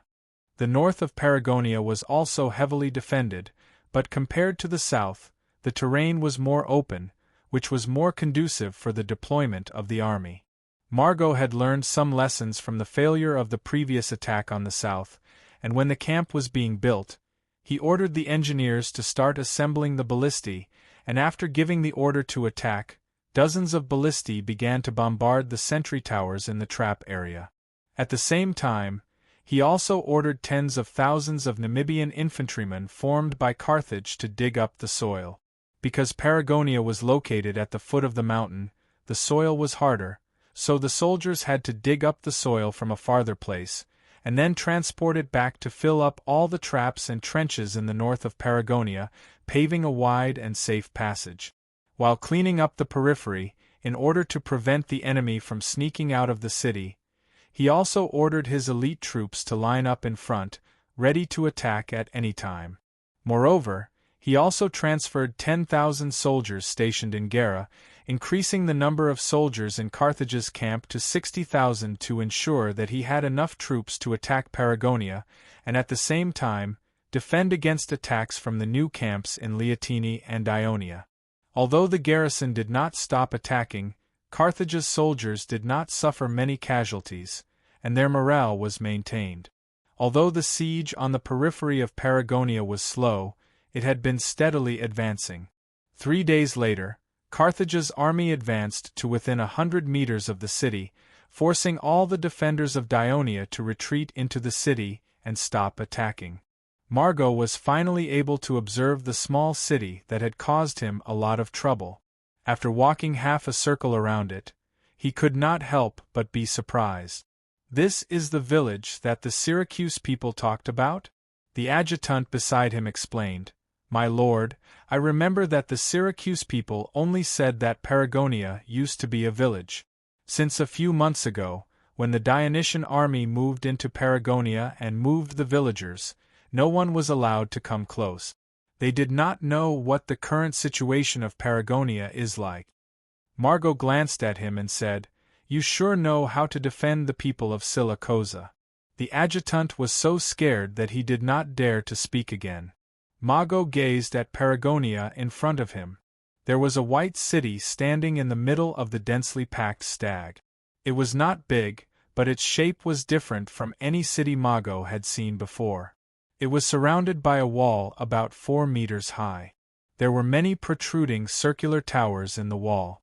Surprisingly, there was a circular building that was 2 to 3 meters higher than the wall. It was like a concentric circle within a big circle. Although Margot had never attacked such a strange city before, with his many years of experience, he also had a hunch that this small city of Paragonia was somewhat unusual. Subconsciously, he urged his horse forward, wanting to observe more carefully. Suddenly, he heard the guards on his left and right shouting, "My lord, be careful!"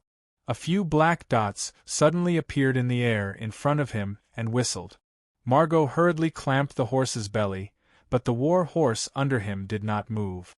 The guards beside him hurriedly stabbed the horse's hip with a spear. The war horse neighed and rushed forward, almost throwing Margot to the ground. At this time, a few stones had already smashed down, and a few shrill screams were immediately heard.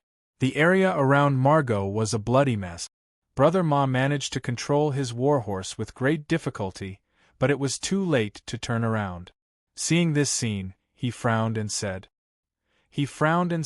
"Retreat." In the process of retreating, he did not forget to ask the adjutant, "Where did the enemy's stones come from?" The adjutant shook his head to show that he did not see clearly. Margot glared at him again.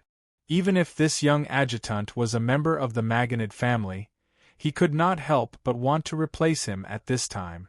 "My lord, it seems like it was shot from the city," a guard said.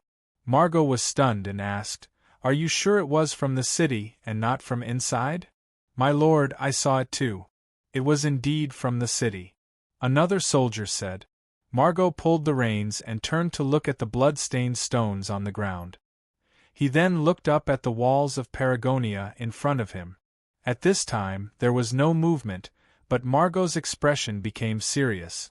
At this time, on the tower of Paragonia's wall facing Margot, a Dionia officer wearing a helmet with a purple tassel was bending over and looking out through the gap between the battlements. Not bad, the stone's landing point is quite accurate. It's a pity that the big guy escaped. He turned back and said with some regret. Captain, do you want us to continue firing? The ballista's spotter asked. 10 years ago, the spotter of Dionia's ballista was exclusively held by the students of Dionia's Academy of Mathematics. They were responsible for providing the firing parameters and correcting the trajectory.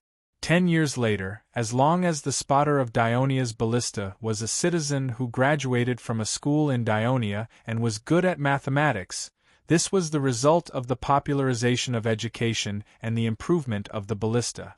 The captain shook his head and said, He's already alerted. It's impossible to launch a surprise attack. Don't waste the stone. When the enemy attacks the city, you'll be busy. Captain, you don't have to worry. A few days ago, Carthage's ballista was rampant and destroyed many of our sentry towers. Now it's our turn to show our power. As soon as the spotter's voice fell, the archer beside him immediately said, That's right, as long as Carthage's ballista dares to enter our range, we can destroy it. Their words caused the surrounding soldiers to respond positively. The captain was satisfied that the soldiers could maintain such a strong fighting spirit in the face of Carthage's army's siege. Of course, he knew that the source of the soldiers' confidence came mainly from this city. Half a year ago, Paragonia was a village with only a few residents. When Leotychides decided to use it as a forward base to resist Carthage's army, he didn't just strengthen the walls, dig trenches, and set traps on the village's foundation. Instead, he completely uprooted the village and built a fortress. The Ministry of Military Affairs had been researching and improving Dionia's military technology. In recent years, under the inspiration of the King of the Devers, the engineers of the Ministry of Military Affairs had designed a new defensive fortress and used it in the training projects of the barrack. Leotychides deeply felt the strength of its defense, so he decided to use it in actual combat. Not only did he gather the soldiers of the 8th Legion, but he also asked Cypros to mobilize the people of Cadanize. Tens of thousands of people took turns to work, using ready-made bricks and wood from Paragonia, Devers cement made from Etna volcanic ash, plus a large amount of stone provided by Naxos. There were stone mines in Naxos near Tauromenion, and a large amount of wood provided by Hina and Agilion. Chapter 933. Not only did he build a small fortress in just 3 months, but he also built a new military camp not far north of Leotyni. Paragonia Fortress was not like the La River Fortress, which was only used to set up checkpoints and collect fees. It was a real defensive fortress. A 5-meter wide and 5-meter deep trench surrounded Paragoria. The bottom of the trench was covered with sharp stakes, and both sides of the trench were densely packed with deer abatis, which made it quite difficult for the siege weapons to approach the city. Although the outer city wall was only 4 meters high, its structure from the inside to the outside was composed of rammed earth, stone bricks, stone slates, and cement. Not only was it thick and strong, but the walls were smooth and flat without any obvious gap. The walls were also covered with thick lime powder. This was not for aesthetic purposes, but for a certain tactical purpose. The white walls would reflect light under the sun, which affected the attacking soldiers and made it more difficult for the antlers to climb the walls. At the same time, it could also reduce the impact of the stone bullets on the walls. The circular outer city wall could make it easier for the defenders to concentrate their forces on defense, and it could also make it easier for the reinforcements sent from the city to reach the top of the wall. At every section of the wall, there were round towers protruding out of the wall. They could strengthen the side attack of the enemy hiding under the wall or the antlers attacking the city. At the same time, the circular walls could also reduce the impact of external forces. The walkway at the top of the wall was not narrow, and the connected top of the tower was even more spacious. On top of each tower, there was a ballista and a bowler. On the ground were several boxes of stone bullets and iron. There were many soldiers guarding the battlements, so it did not seem crowded. Leotychides gathered all the ballista and bowlers in the Catanai military camp to Paragonia. They were not only placed on the tower outside the wall, but also on the top of the tower in the center of the city. This tower was more than 6 meters high, and it was also a circular building with a diameter of 50 meters. Not only were there many ballista and bowlers on the top of the tower, but a large number of soldiers could also be deployed. They were protected by the battlements and could attack the enemies climbing the outer wall or entering the city from a commanding position. There were also a number of windows under the tower, which could also be used by the soldiers to attack the enemies under the tower. What Margot did not notice was that between the outer city wall and the central tower, there was another wall that was as tall as the outer city wall. It surrounded the central tower. Once the outer city wall was breached by the Carthaginians, the Dionysian soldiers could quickly retreat to the second city wall to defend. If the Carthaginians thought that they could seize Paragonia by breaching the outer city wall, they would let down their guard and undoubtedly suffer a great loss. The captain who was talking to the soldiers operating the ballista on the wall was the commander in charge of defending Paragonia. His name was Temenides, a native of Locri, and he was the captain of the 1st Brigade of the 7th Legion. It had not been long since he took over the fortress. He was very excited to see that the fortress, which he could only come into contact with during training, was actually used in actual combat. Moreover, the fortress was larger and had more complete facilities. He was very confident in defending Paragonia. These days, he had been leading the soldiers of the 7th Legion to familiarize themselves with the structure and facilities of the fortress so that they would not be flustered in battle. Today, there were nearly 4,000 soldiers in the fortress. They were the 1st Heavy Infantry Brigade of the 7th Legion, the 7th Light Infantry Brigade, and the Heavy Infantry Reserve Brigade and the Light Infantry Reserve Brigade of the Sicilian Legion. In total, there were 2,000 heavy infantry and 2,000 light infantry, not including the ballista unit and the medical battalion. Temenides felt that the number of soldiers and the proportion of soldiers was just right for this small fortress. Although there were 4 captains in the fortress, and Temenides was a newcomer, the 1st Brigade captain of the official legion had a higher status than the other brigade captains of the same legion. He was usually the future legion commander. According to the military law of Dionia, if the legion commander were to die in battle, the 1st Brigade captain would have to take over the legion commander's duties. Therefore, the other 3 brigade captains were more respectful to him, and in the fortress, he could do everything he wanted.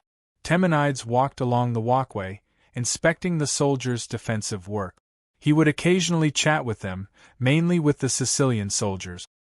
His purpose was not only to understand their condition, but also to familiarize the Sicilian citizen soldiers with him as a commander, so that they could command in battle in the future. The soldiers of Rockley in the 7th Legion were conscientious and hard-working, but they were introverted and taciturn. Temenides was the only exception. He was outgoing, amiable, and good at mixing with the soldiers. This was one of the reasons why Beru had sent him to Paragonia as a commander. He was able to bring the soldiers of Rockley and Sicily together. "Captain, the enemy may be attacking." A soldier pointed outside the fortress and said loudly, "That's great. The Carthage are ready to give us the credit." Temenides said with a smile. The soldiers around him also laughed. Their faces were full of excitement, and the tension in their hearts dissipated in the laughter. The officers began to urge them to prepare for defense. Temenides also stood behind the battlements and carefully observed the situation of the Carthage soldiers. Obviously, the Carthage people had realized that they could no longer use the previous method of sending a large number of soldiers to clear the ground under the long-range attack of the defenders in the city. So, Margot asked the engineers to make dozens of shield cars in advance. The Carthage soldiers lined them up to form a wooden wall and began to advance under the city. His plan was that every time the shield cars moved forward, the Namibian soldiers would carry soil and follow to fill the road. But things weren't that easy. Not long after, the soldiers pushing the carts were either stabbed in the legs by the wooden thorns or iron hooks buried in the ground, or the barricade carts fell into a trap and couldn't move forward. The wooden wall soon fell apart and was completely out of shape. The ballistae and crossbows of Dionia on top of the wall also began to show their power. Stone bullets hit the shield cars, and broken wood chips flew everywhere, becoming a nightmare for the surrounding soldiers. When the shield cars, known as the shield cars, faced the thick iron arrows that flew at them, not only did they have a big hole in the thick wooden plank, but the iron arrows that had not yet dissipated could still nail the soldiers pushing the cars to the ground. They died a miserable death. Not only the soldiers pushing the cars, but also the soldiers preparing to fill the soil in the rear were all frightened and fled, leaving only the injured soldiers struggling and moaning in place. Margot was unwilling to give up and ordered the army to push the ballistae out to suppress the ballistae on the city. However, the ballistae of Dionia occupied a high position and had a longer range than the opponent. Therefore, before the Carthage ballistae could be pushed into a suitable position, they were attacked continuously by Dionia ballistae.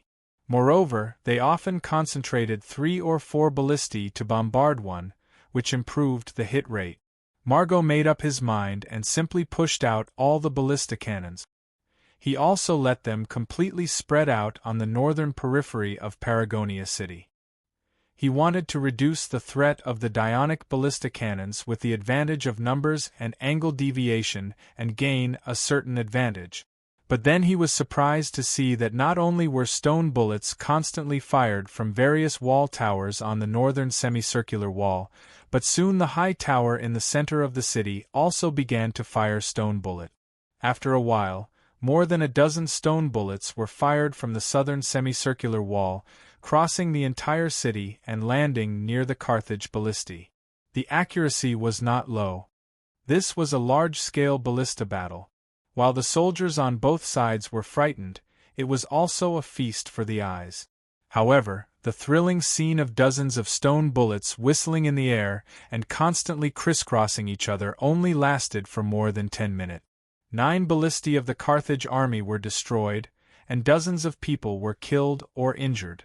On the other hand, except for a few small pits on the outer wall of Paragonia, the defenders were almost uninjured. Margot's face was livid. He realized that he still underestimated the difficulty of Paragonia. He had to suspend the attack, return to the camp, and gather his generals to discuss how to take down this tough rock. In October, the weather began to turn cold, but the temperature on the Africa continent was still a little hot. In the past, at this time, the citizens of Carthage liked to take their families to the inland of Namibia for leisure. There were a series of salt lakes here, where they could swim or sit by the lake, enjoy the beautiful scenery, taste a variety of freshly harvested fruits, and enjoy the service of Namibian slaves. But this year, there were very few citizens who did so. As the Dionysian warships had been patrolling the western seas of Sicily for a long time, they would occasionally attack the merchant ships traveling between Carthage and Sicily. Not only did this cause the trade in the city's port to stagnate, but it also caused the Carthaginian merchants to be more cautious when they sailed their ships out to sea. Although the Carthaginian citizens had a bountiful harvest on the land in Namibia, the wheat and other crops that were harvested were mostly purchased by the Carthaginian government at a low price, in addition to being kept for their own use, to be used as military provisions for the Carthaginian army. Although the war between Carthage and Dionia had only lasted for a few months, the ordinary people of Carthage had already felt the impact of this huge war on their lives. Not only were they worried about the sharp decline in their family income, but they were also worried about their loved ones in the expedition to Sicily. Therefore, they paid close attention to the progress of the war in Sicily every day. The Greek kingdom, which was originally far north of Sicily and had nothing to do with them, had now become the target of their curses. Some time ago, when the people of Carthage learned that Margo had led an army to capture many Greek city-states on the south coast of Sicily and invaded the Sicilian territory of Dionia, the city was filled with cheers. Everyone shouted Margo's name and blessed him, hoping that he could drive the Dionia out of Sicily as soon as possible, so that the Sicilian Sea could once again become a free port for Carthage's merchant ships. Chapter 934. However, in the Senate of Carthage, the atmosphere in the hall was not as relaxed as the people had imagined. Instead, it was very solemn. In the Carthage-Suffet election that had just ended in October, Orkton was once again re-elected. However, standing in the middle of the Senate hall, he did not feel the joy of victory. Instead, he said to the crowd with a solemn expression, "Senators, I believe you have received the news. Our Phoenician allies in Sardinia, Albia, Saros, Saint Iberia, and Calaris have sent messengers to us to ask for help. Our judges stationed in Sardinia have also sent back detailed news. The people of Dionia, who are as greedy as hungry wolves, have set their eyes on Sardinia after conquering Alenia in Corsica. They have sent a fleet to patrol the waters of Sardinia, and they have also frequently landed on the coasts near the towns on the island.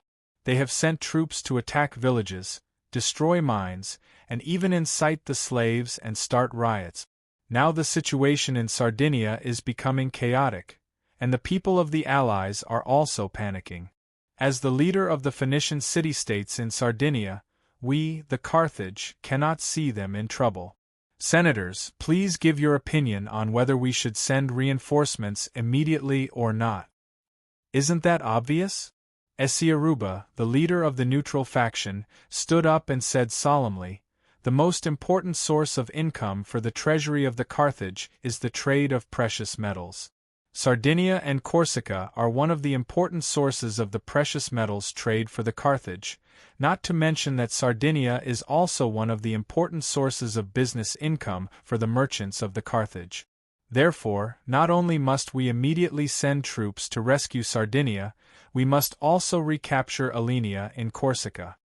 Esiaruba had a high prestige in the Senate.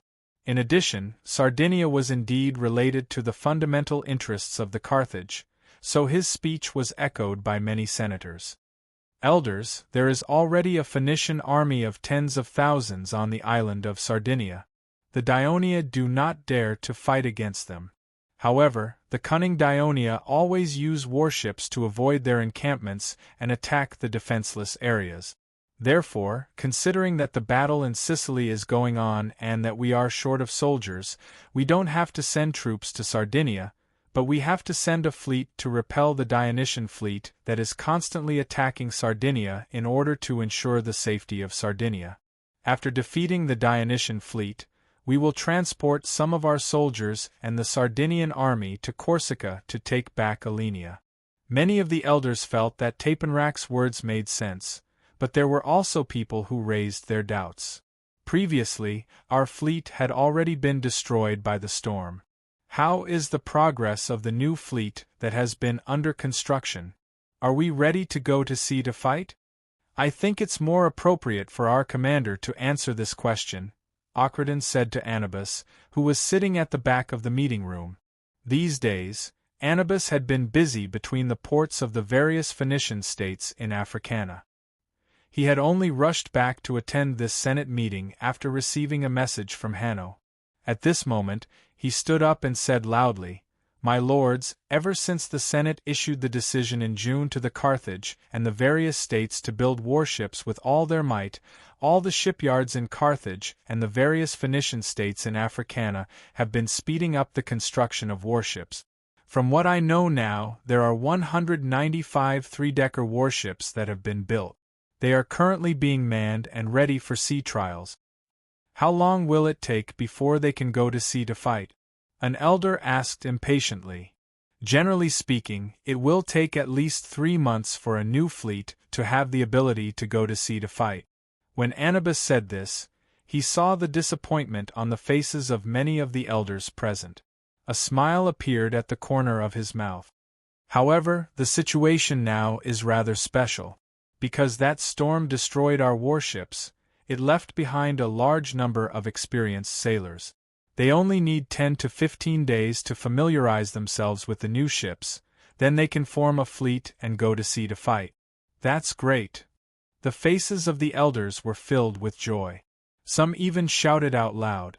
During this period of time, due to the threat of the Dionia warships in the northern seas, Carthage's people were trembling with fear even when they were sailing out to sea. They had never felt so aggrieved before. 15 days is too long. Our allies can't wait that long. I suggest at least 7 days. Within 7 days, Lord Anubis, please form a fleet as soon as possible, head to Sardinia, protect its waters, and repel the Dionysian fleet's invasion of Sardinia. Then return safely and protect the safety of Carthage and Sicily. Ocradin asked with a serious expression, Lord Anubis, can you do it? In fact, Ocradin had already discussed it with Anubis beforehand. Anubis even put on a look of deep thought. After a while, he nodded solemnly. I will do my best. All right, my lords, now let's reinforce Sardinia. Before Ocradin could finish, Pretacuba loudly interrupted him. Wait a minute. The newly built fleet should not be sent to Sardinia first, but to Sicily. Sardinia has more than 10,000 Phoenician soldiers guarding it. The Dionia only dared to harass them, but they did not dare to directly attack the cities on the island. Their safety was actually guaranteed, and the situation was not as serious as they made it out to be. Now, the most important issue that concerns the survival of our Carthage is not Sardinia, but Sicily. The 100,000 troops led by Lord Margot have already invaded Dionia's territory in Sicily and are engaged in fierce battles with the enemy. But the problem now is that because we do not have the advantage of the sea, food and supplies can only be transported by land. Due to the long distance and uneven terrain, we need a lot of labor. Not only has it increased the consumption of food, but we have also been attacked by the Dionysian fleet from the sea several times. Moreover, the main force of our army is far away in the east of Sicily, and the rear defense is relatively empty. The Dionia soldiers have circled to the west by ship many times and landed on the shore to harass us, threatening the safety of our territory and allies in Sicily. They have already sent messengers here to ask for help before. Why are we only discussing Sardinia today? I propose that the newly built fleet must be sent to the Sicilian Sea immediately to regain our maritime advantage and ensure that the army led by Lord Margot can smoothly drive the Dionia out of Sicily. Due to Margot's achievements in Sicily, Pretacuba was once again elected as Sophie this time, which also greatly increased the weight of his words in the Senate. For a time, there was a lot of discussion in the meeting room, but no one clearly expressed opposition. At this time, Tepenlaco asked loudly, if the new fleet is sent to Sicily, when will Sardinia's request for reinforcements be resolved? Pretacuba glanced at him and said, at least wait until Lord Margot leads the army to drive the Dionia out of Sicily, then consider this issue. Tepenlaco sneered and said with a slight sarcasm, Lord Margot has led 100,000 troops with the assistance of Syracuse, but so far, he has not been able to take down a small village in Dionia. Most of the soldiers are still blocked on the periphery of the Catania plain. How long will it take to wait for him to capture Catania and Naxos? By that time, I am afraid all the mines in Sardinia will be in ruins. Pretacuba immediately retorted, the reason why our army's attack is slow now is precisely because the transportation of rations is dragging us down, so it should be even more. Our fleet must go to Sardinia first. A younger senator suddenly stood up and interrupted him loudly. Pretacuba took a closer look and saw that it was El Acra, a new elite of the neutral faction. His heart suddenly tightened, and he suddenly felt a little uneasy.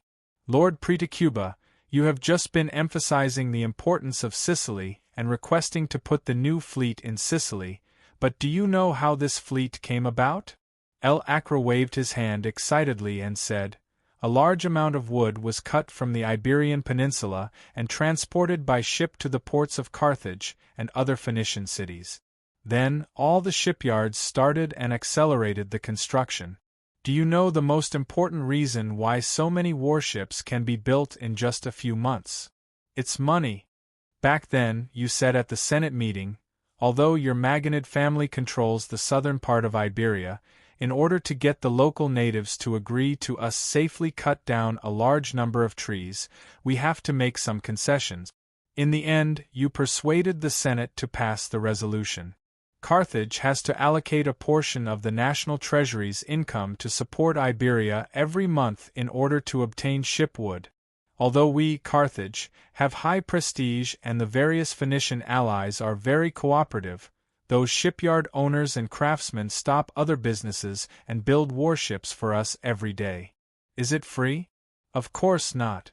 Even if they are willing, we, Carthage people, will not ruin our reputation. We have paid a large amount of gold and silver to ensure the quality of the construction and to ensure that they will continue to build warships for us. What about after the fleet is established? Hiring sailors requires money. Providing rations requires money. Money was needed to supply the entire Carthaginian army with rations and supplies. Lord Pretacuba, please tell me, where does this money come from? After hearing this, Pretacuba temporarily remained silent. As a senator of the Senate and the newly re-elected Sophie, he certainly could not lie with his eyes open and let others laugh at him. Chapter 935. After listening, Pretacuba remained silent for the time being. As an elder of the Senate and a newly re-elected Suffet, he certainly could not lie with his eyes open and let others laugh at him. Before he could think of what to say, El Acra continued to speak loudly. As Lord Esaruba said, nearly 1/3 of our treasury revenue comes from Sardinia and Corsica. Now that we are at war, money is urgently needed everywhere. As the Suffet of Carthage, Lord Pretacuba, you should consider the huge war that our Carthage is involved in more comprehensively. First of all, you should consider how to protect the source of our treasury revenue to ensure that we can build more warships and buy more food in order to continue the war, instead of just satisfying Lord Margot's requirements. El Acra's words were straightforward enough that Pretacuba's expression changed. At this time, another newly promoted elder of the Maginid faction, Safakba, said angrily, "Don't you understand? The key to this war is in Sicily. It is in the east where Lord Margot is leading the army to fight fiercely with the people of Dionia. The consumption of this war is indeed huge, so we have to concentrate all our strength and fully support the army in Sicily. Let Lord Margot completely defeat the people of Dionia in Sicily as soon as possible so that he can free up his hands to support other battlefields. Otherwise, even if we keep Sardinia, the army of Sicily will be defeated because the food transportation line is not guaranteed. This will change the originally advantageous situation of the war, causing the war in Sicily to be unable to end as soon as possible. That will not be worth the loss." Compared to El Acra, Safakba's words were even more extreme. It immediately aroused the disgust of some of the elders in the hall. One of the neutral elders even said in a strange tone, "Lord Margot led 100,000 troops for half a month, but still couldn't take down a small town in Dionia. Wouldn't it take a few months or even more than half a year to attack Catanai and Naxos, which are more populous and have stronger defenses? With such offensive ability, how could he possibly end the war in Sicily as soon as possible? Yes. The reason why we have to protect Sardinia first is because we have to consider that the war in Sicily will continue to drag on. We have to provide gold and silver for the army in Sicily first." Another elder said half seriously and half jokingly, "Is it because Lord Margot is worried that he can't drive the people of Dionia out of Sicily within a year? I'm afraid you want to help Lord Margot fulfill the promise he made in the Senate as soon as possible. That's why you don't care about the big picture and want to help him," another elder said with dissatisfaction. Sifakba was so angry that he argued with them loudly, but Pritacuba found that more and more elders were expressing their dissatisfaction. Not only were there Hanoverians, but there were also many neutral elders. The whole hall became noisy. Only then did Pritacuba realize that he had made a mistake. Sardinia and Corsica had been the territories of Carthage for 100 years. All the nobles of Carthage had a close relationship with Sardinia. For example, El Acra, who had just fully supported the reinforcement of Sardinia, owned a silver mine in the mountains outside Saros city in Sardinia.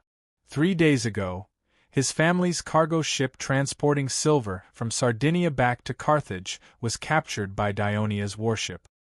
He had been emphasizing the priority of the war in Sicily, but he had inadvertently pushed the Maganid faction to the opposite side of the other elders.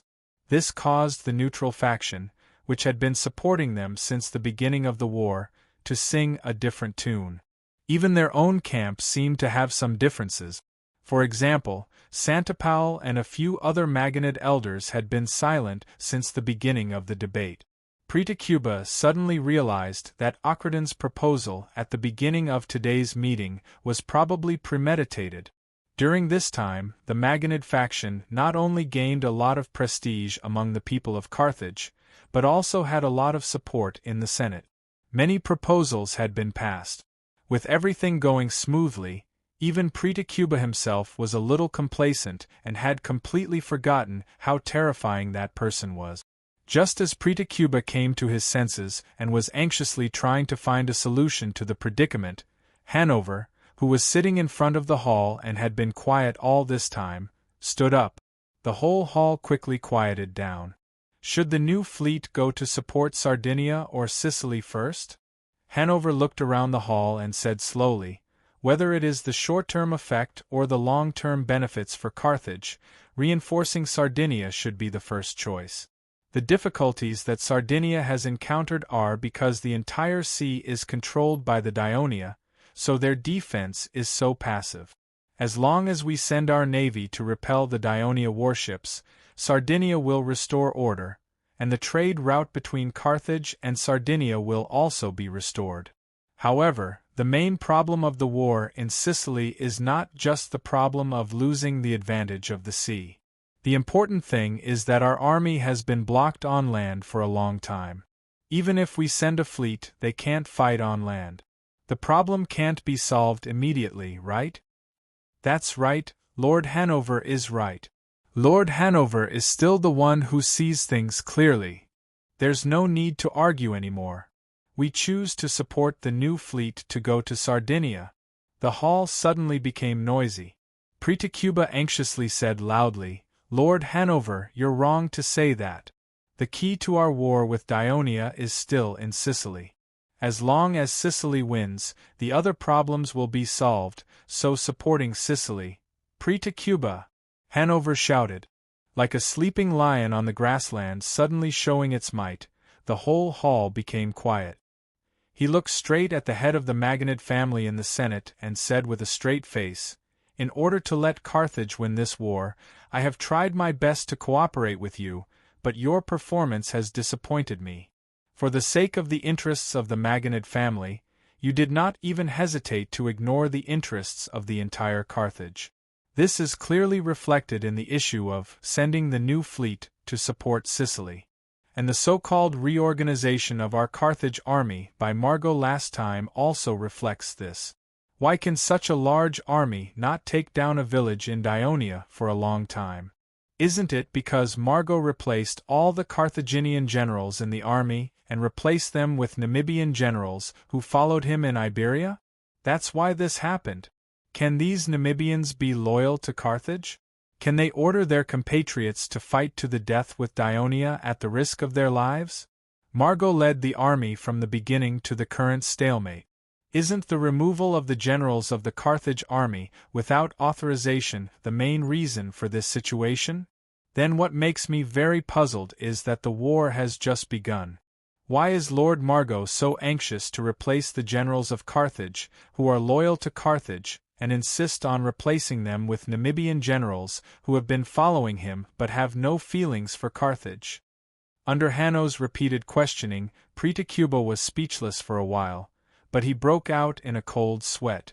Seymour hurriedly retorted, "That's because the generals of Carthage are incompetent in battle. Only by replacing them can the combat effectiveness of the army be improved. That's why our army was able to successfully conquer the Greek city-states on the south coast."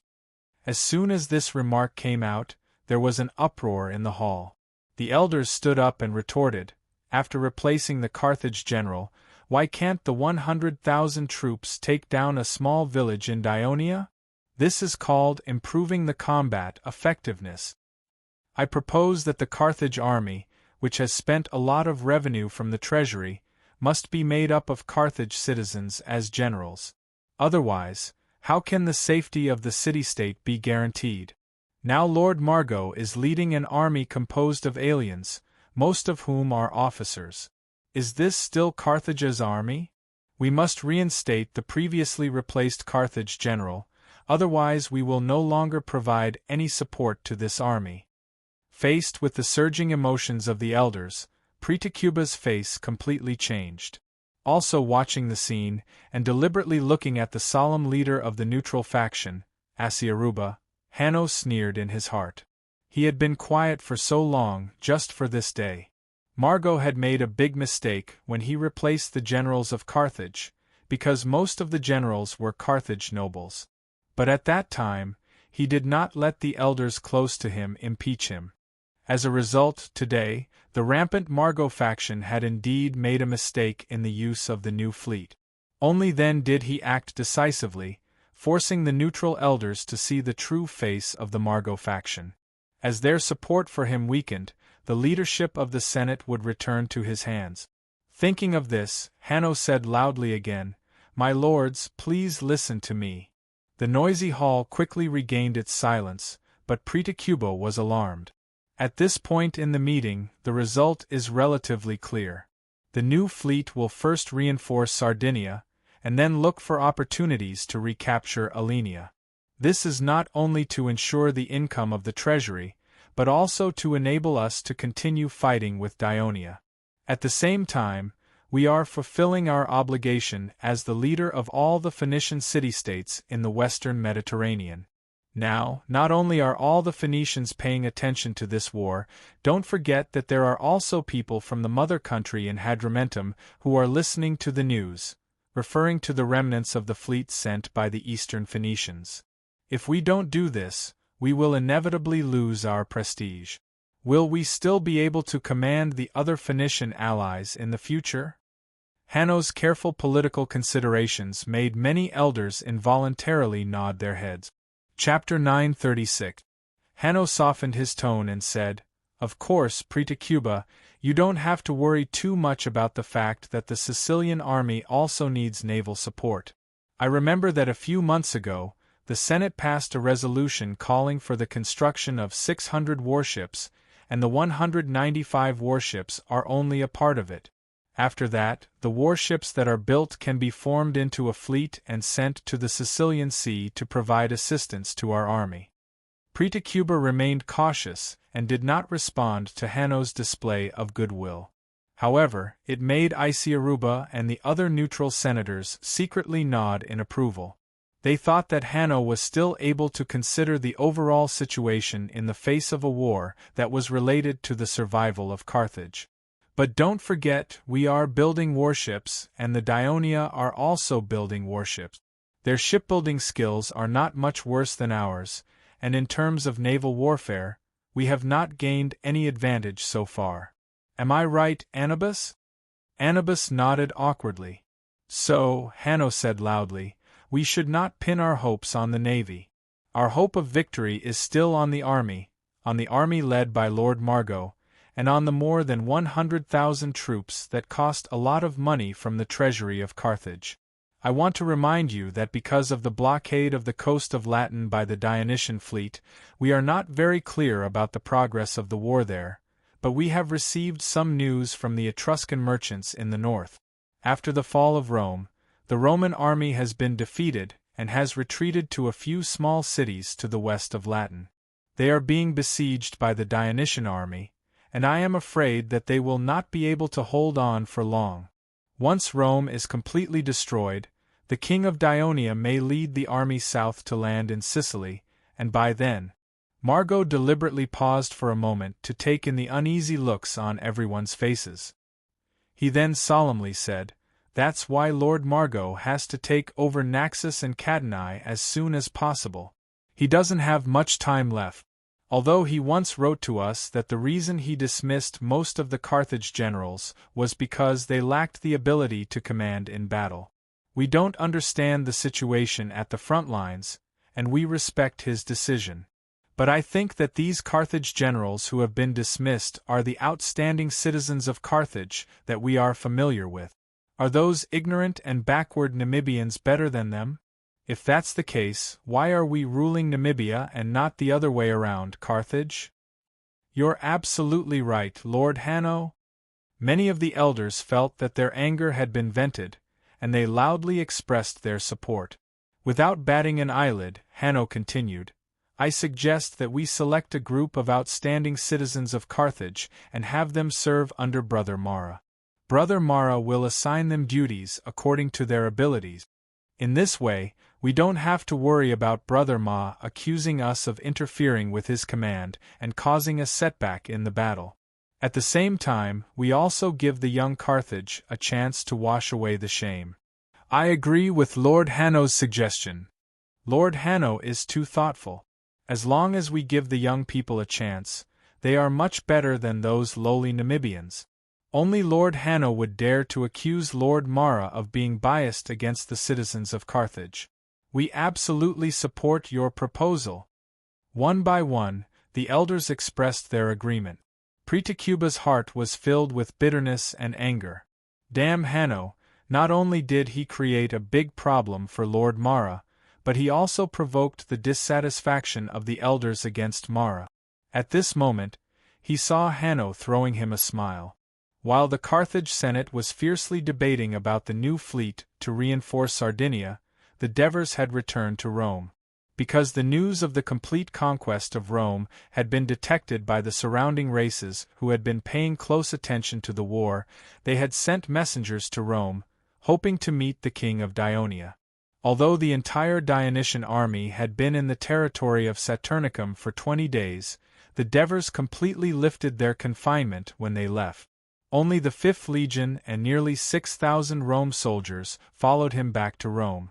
That night, the Devers held a banquet in the Rome City Hall to entertain the messengers from all sides. The war in Latin has just ended. There are many things to do in Rome, and the people's lives are still relatively difficult. We can't prepare a more sumptuous dinner to entertain our distinguished guests. I apologize with this glass of wine." The Devers raised his wine glass high in the main seat of the banquet and said apologetically, "Your Majesty, this is not right." The Wolsey messenger, Catamontelos, who was also the Archon of Polivenrum, said loudly, "The destruction of Rome is the best hospitality to us Wolsey people. When the people of Rome attacked the Wolsey territory, Your Majesty, at the risk of starting a war with Rome's ally, Carthage, did not hesitate to send reinforcements to help us Wolsey defeat the people of Rome, preventing the people of Rome from ravaging our territory for a long time. The Wolsey City-State Alliance sent me as a messenger to Rome to meet Your Majesty, to tell Your Majesty that all the people of Wolsey regard the people of Dionia as our eternal friends, so this first glass of wine should be my sincere gratitude to you on behalf of all the people of Wolsey." As he spoke, he stood up, picked up a full glass of wine, and was about to drink it. Unexpectedly, another guest next to him hurriedly stood up and said loudly, "Wait! This first glass of wine should be given to Your Majesty by us Helniki people. If Your Majesty had not personally led the army and taken great risks in the expedition to Rome and completely defeated the people of Rome, I'm afraid that we Helniki people would have perished. Your Majesty, you and Dionia are the greatest saviors of all the people of Helniki, and we Helniki people will always be loyal allies of Helniki." Seeing this, the Devers was moved. He said emotionally, "Distinguished guests, we Dionia were able to defeat Rome thanks to the full help of the Wolsey and the Helniki people. I made a small mistake just now. This first glass of wine should be given to me and the two of you to thank us for our joint efforts in defeating the people of Rome. I also wish that the alliance and friendship between Dionia, Wolsey, and Helniki will always be maintained." When the Devers finished speaking, he brought the glass of wine to his mouth. "Your Majesty, you are right. This glass of wine should indeed be given to Dionia, Wolsey, and Helniki first," Catamontelos said meaningfully, then raised his head and drank the wine in his hand. In Latin, the Helniki people will fully support Dionia. Helniki's messenger, Nemri, promised loudly and drank the wine in his hand.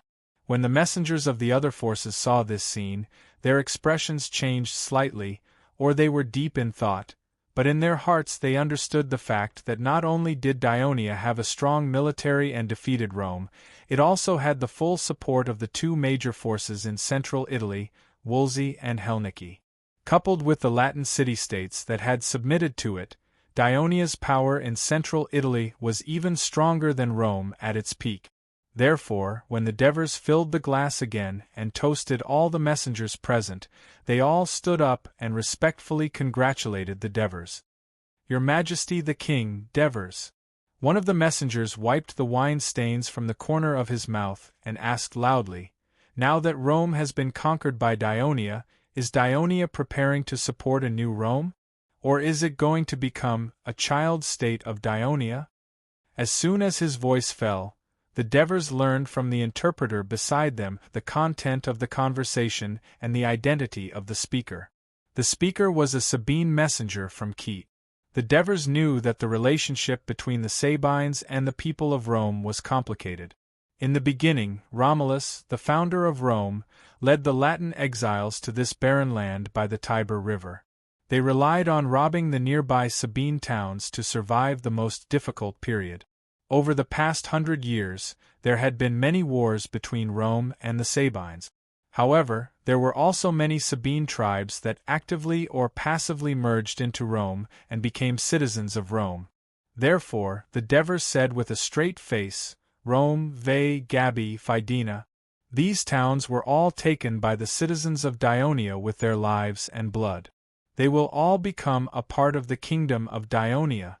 The kingdom will do its best to help the Rome and Latin people who have become citizens of Dionia rebuild these territories and turn them into prosperous towns in central Italy, so that they can live a prosperous life. After listening to these words, the messengers looked at each other, each with different emotions. "Your Majesty the King of Dionia."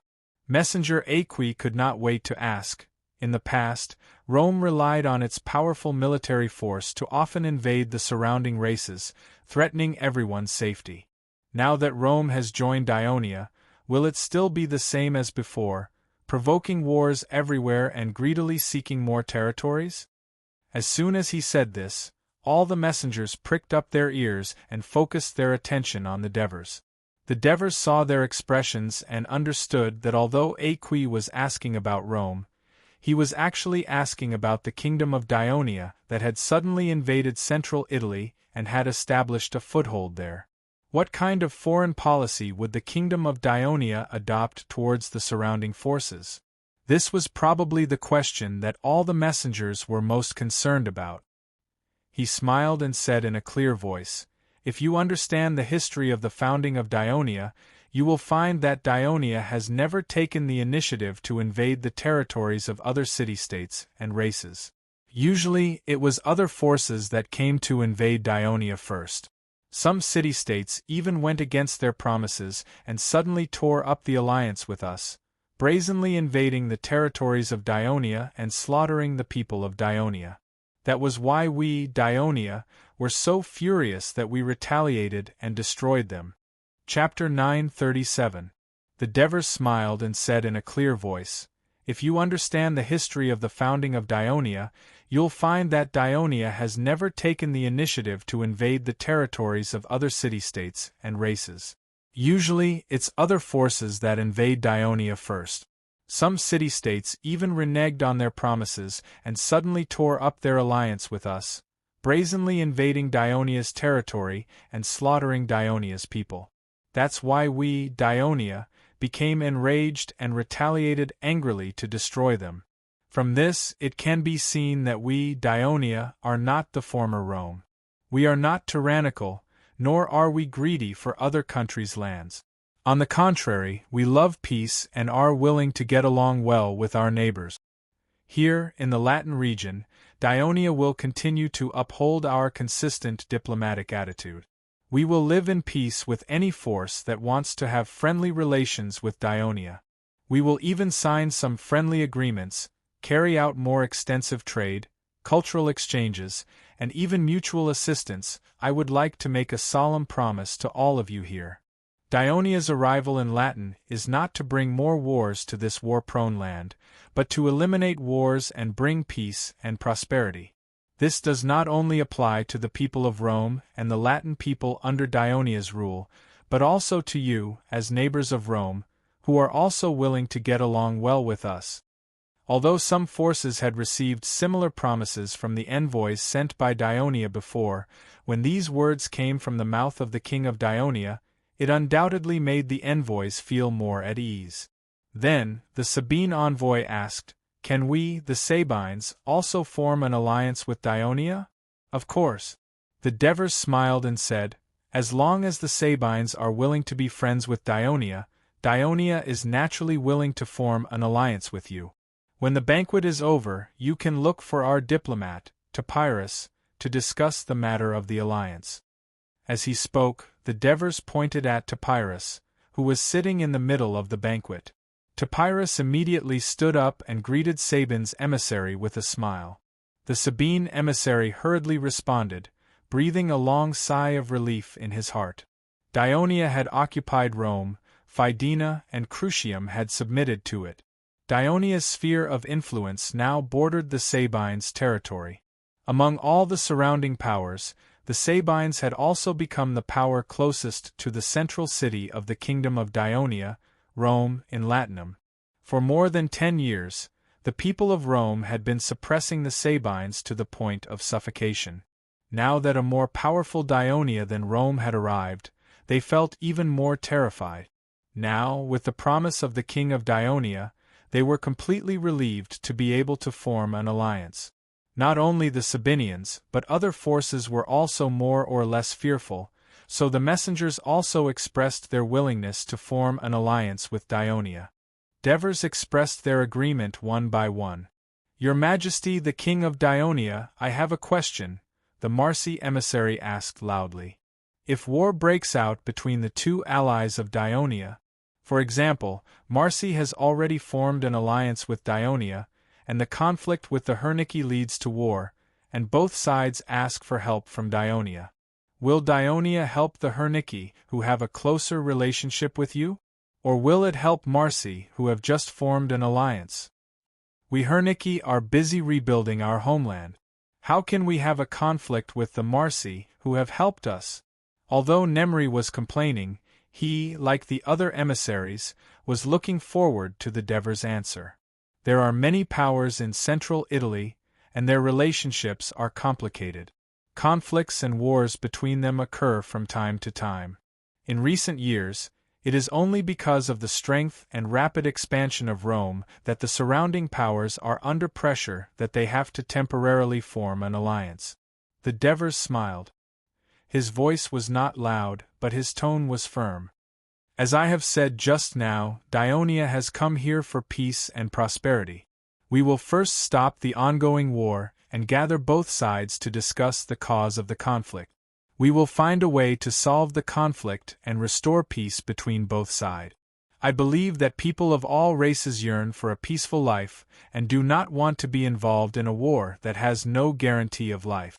If there is such a race that lives on war and plunder, then it will be a common danger to us, and we will definitely fight it together. Am I right?"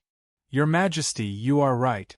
If one day Wolsey has a conflict with other races, we are willing to listen to the messengers of Dionia to help us resolve the dispute.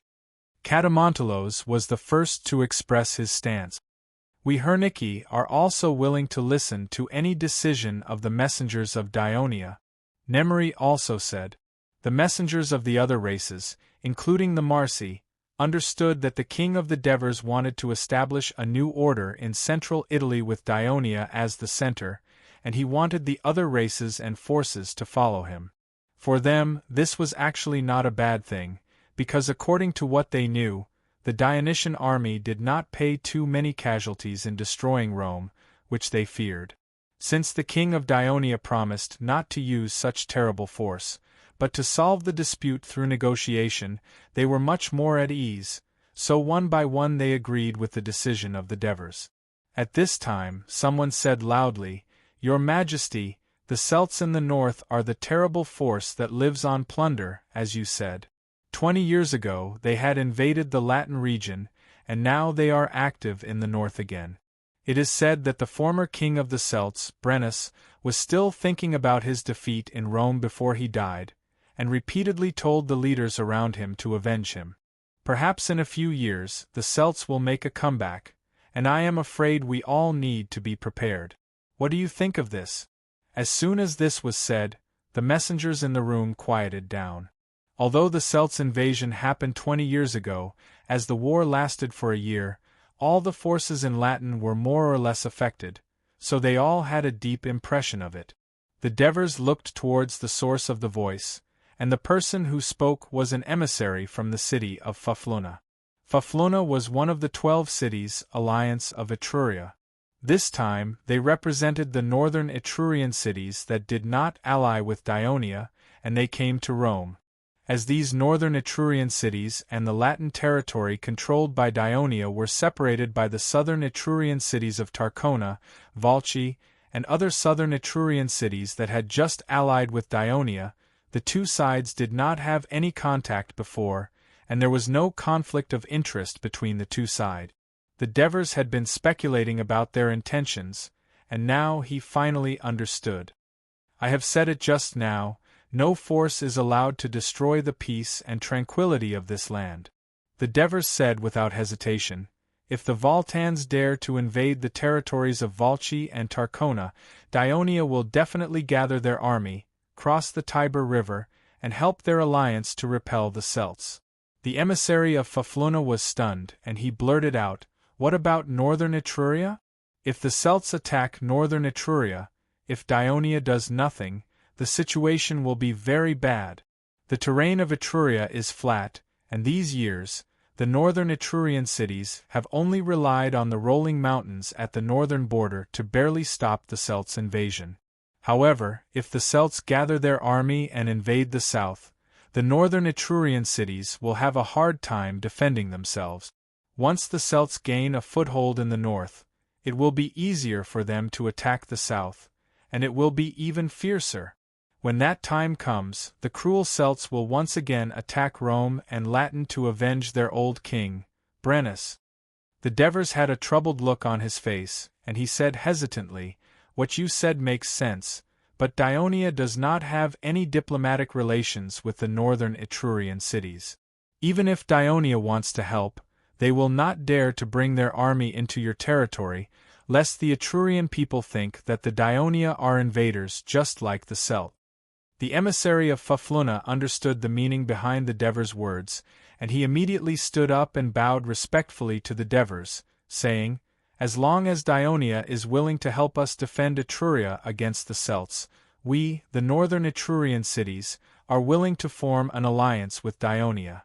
The Devers gently nodded, and said in a clear voice, "It is a good thing that the northern Etrurian cities are willing to form an alliance with Dionia, and I welcome it very much. When the banquet is over, you can also discuss the alliance with our diplomat, Topyrus, like the other emissaries. I have said that Dionia came here to make friends, and we are very willing to join hands with our new friends from Latin, Etruria, and other regions to defend against the foreign enemies, to defend the peace of our homeland together." "My king, you have said it very well. Wolsey's Catamontelos raised his wine glass, and stood up again, saying in an excited voice, "I propose that we toast the noble king of Dionia, and thank him for bringing peace to us." Catamontelos' suggestion was immediately echoed by the other emissaries. The Devers smiled and drank with them. Topyrus drank this glass of wine with him, feeling quite excited. Although he would be very busy in the future, this kind of busyness showed the value of being a diplomat. After being in the Latin region for half a year, he could finally show his skills. After the emissary of Fafluna sat down, he let out a long sigh of relief. What he said just now was not completely true. Ever since the Celts invaded the south 20 years ago, the strength of the Etrurian cities had been greatly weakened, and the cities in the north were even more severely affected. Although the Celts did not gather a large army to attack the south in recent years, small-scale invasions were very frequent. In the beginning, the cities in the north helped each other and joined forces to defend, but the repeated failures caused them to fight on their own and barely hold on. Therefore, when Rome attacked the southern cities of Etruria, the cities in the north could only watch helplessly as they were forced to submit to Rome. This was because they could not even take care of themselves, so how could they spare the energy to reinforce the south? Chapter 938. When Dionia defeated Rome and forced the southern city-states of Etruria to surrender, the northern city-states were also watching from the sidelines. They were even worried that this southern kingdom, which was stronger than Rome, would become a great threat like the Celts. So when the news of the complete destruction of Rome came, the higher-ups of the northern city-states of Etruria could not sit still. They hurriedly sent messengers to Rome to inquire about Dionia's intentions. Now that they could form an alliance with Dionia, it was exactly what they wanted. The Devers put down his glass and looked around at the excited messengers. Suddenly, he remembered something and took the opportunity to say, "Consul Catamontelos, the 3 cities of Antium, Villette, and Saturnicum that were forcibly taken away by the people of Rome last year have been recaptured by us, Dionia. Please go back and inform the exiled Wolsey citizens of these 3 cities to return as soon as possible and take over their city-states." One of the purposes of Catamontelos' visit to Rome this time was to discuss the ownership of these 3 cities. But he did not expect that the Devers would return these 3 cities to Wolsey without any request. For a moment, he did not know what to say. After a moment, he said excitedly, "Thank you, your Majesty, for your selfless help to Wolsey. Thank the people of Dionia for their great help to Wolsey. As far as I know, many of the warriors of Dionia were injured or even killed in order to help us recapture these 3 cities. For this, the Wolsey Alliance is willing to offer a large amount of wealth to your Majesty to make up for the loss of Dionia. Although I know that these things cannot fully express the gratitude of the people of Wolsey to Dionia." After listening, the Devers said sincerely, "Wolsey and Dionia are allies, and Dionia is fulfilling its obligation as an ally to help you recapture your lost cities. I am very grateful for the gift of the Wolsey Alliance, and I deeply feel the friendship between Wolsey and Dionia, but I think that this batch of resources should be left to the people of Wolsey who have suffered from the war and urgently need to rebuild their homes." Hearing this, Catamontelos was even more moved and was about to say something. Nemery, who was next to him, suddenly stood up and said, "Your Majesty, we, the Helniki, are also very grateful." Devers waved his hand and interrupted him with a serious expression. "Nemery, if you're going to give Dionia any resources, you don't have to say anything. I know that in this war with the Rome, the Helnici have suffered the most losses. Not to mention rebuilding your homes, even food is quite scarce. I'm afraid that even getting through the winter will be a big problem for you. So, I've decided to give you a batch of food to help you get through this difficult time. If you encounter any difficulties in the process of rebuilding your homes, you can come to Rome and ask us for help. The governor of Rome will do his best to help you." Nemery was stunned. He wanted to say something, but the words were stuck in his mouth. He moved his lips and soon began to choke.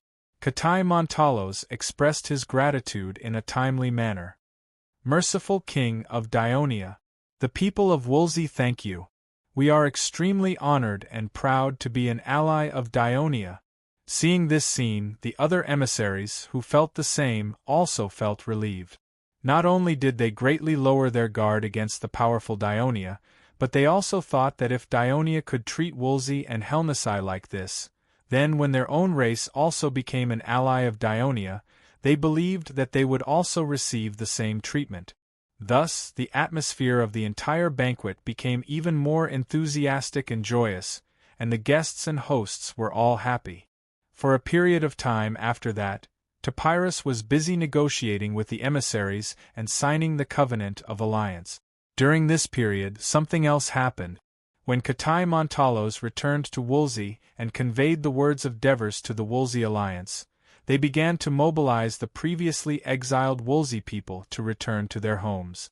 However, the people of Saturnicum refused to return. The reason was simple.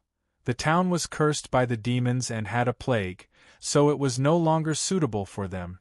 Even though the governor of Rome, assured the Woolsey emissaries that after a long period of observation by Dionia's doctors, the territory of Saturnicum was already safe and there would be no more plague. However, most of the people of Saturnicum still refused to go. After several discussions, considering that the war had caused the Woolsey population to plummet and that the entire Woolsey territory was now sparsely populated, the higher-ups of the Woolsey Alliance finally decided to gift the territories of Valette and Saturnicum to Dionia as a small token of appreciation for the selfless assistance of their ally. The reason why Valette was added was because the Woolsey people were worried that if it was only Saturnicum, it would be more like an evasion of responsibility and would appear insincere. They did not add Antium because they considered that in the future, Antium would have close ties with the Rome territory of Dionia. As the Woolsey town closest to Rome, Antium would undoubtedly receive great development in both land and sea, so the Woolsey alliance was somewhat reluctant to give it up. While the Devers were entertaining the emissaries of the forces around Rome, Sextus, who had just returned to Rome and had just reunited with his family, strolled to the foot of Capitoline Mountain. Capitoline Mountain had become the Acropolis of Rome because of the temples of Jupiter and Juno, the Lord God of Rome. However, the vast majority of the people of Rome rarely had the opportunity to go up the mountain to worship, and this was also the case for Sextus, who was once a platoon leader in Rome. However, today, Sextus saw that although there were also soldiers standing guard at the checkpoint leading to the top of the mountain, they no longer prohibited people from going up the mountain. Therefore, the entire mountain path was bustling with people going up and down the mountain. On his way up the mountain, Sextus met some acquaintances. They greeted him warmly, of course, with envy and flattery. "Hey Sextus, you're back. I heard that you're going to be a commander. Congratulations. Your father is now an official of Dionia. Your family is really rich now. Please take care of us in the future." Sextus, congratulations on winning the war again. This time, you'll be able to get a lot of land.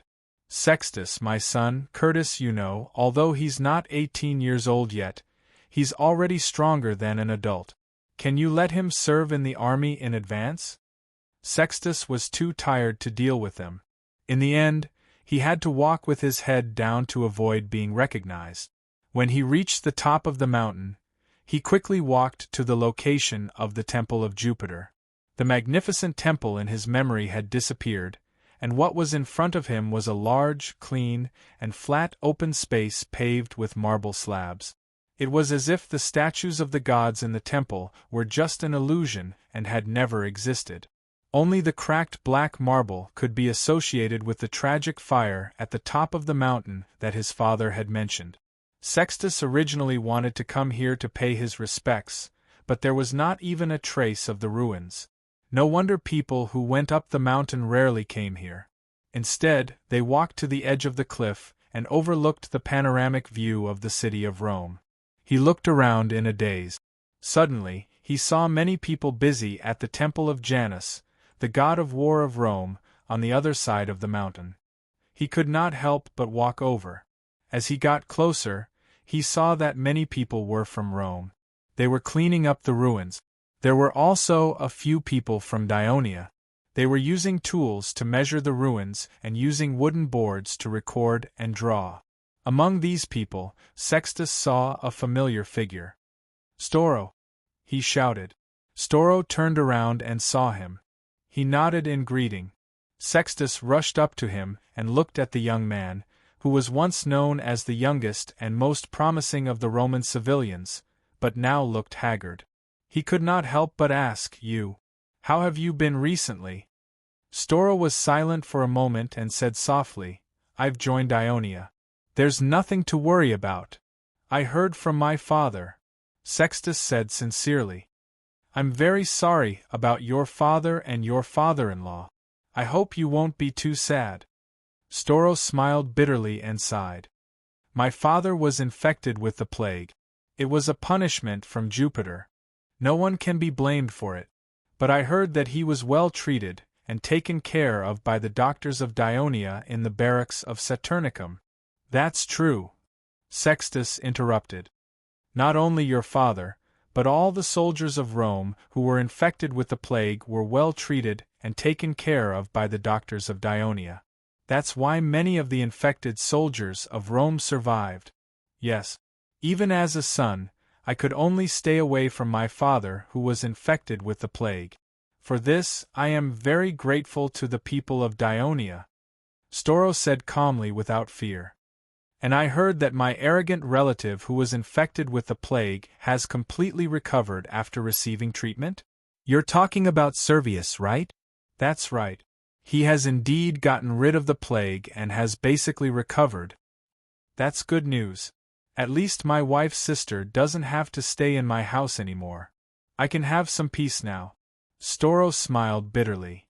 "As for my father-in-law, I've tried to persuade him to surrender many times, but he refused all of them.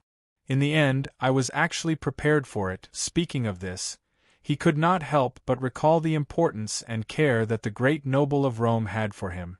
He could not help but look gloomy. He said in a heavy tone, "It's a pity that his body was burnt to a crisp and could not be identified from the other corpses. They could only be buried in the big tomb next to Mars Square. These days, my wife goes there every day to worship." Chapter 939. "I've heard about it," Sextus sighed. "It's the tomb of the Rome men. It is said that the name on the tombstone was given by the king of Devers, and Camillus's ashes were also buried in it. I think, although the name is simple, it is a compliment to them." There was a moment of silence between the two. Sextus realized that he had said something wrong. If it was a compliment to those who fought to the death, what about those who surrendered themselves? Therefore, he quickly changed the topic. "It's a pity that the temples of Jupiter and Juno have been burned down. I don't even know how long it will take to build them again." "Rebuilt?" Stolo shook his head and turned his eyes to the empty space in front of him. There was pain, reluctance, and a hint of hatred in his eyes. He said faintly, "There will be no more temples of Jupiter, Juno, and Janus here. I heard from the people of Dionia that they will build the temple of Diana here, as well as the temple of Hades and the temple of Hera of Dionia. Jupiter has given up Rome. I think it will not be long before he is abandoned by the people of Rome." Sextus was surprised. He looked at the empty space on the top of the mountain in disappointment, but he did not say anything. The Temple of Diana was the favorite temple of the commoners in Rome. During his time with the Dionysian army, the people of Dionia often praised Hades, which influenced him to think that Hades was a powerful god who cared about mortals.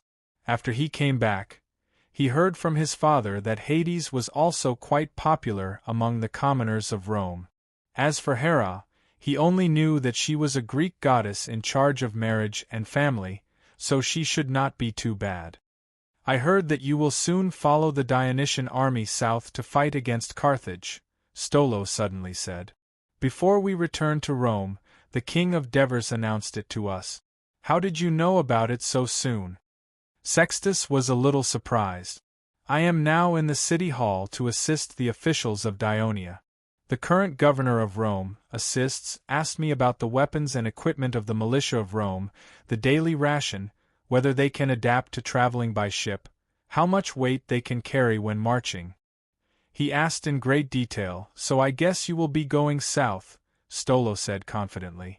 Since the soldiers had returned, the news of the expedition would soon spread, so Sextus had nothing to hide. He said frankly, the King of Devers has publicly promised that he will not send the army of Rome into a difficult battle.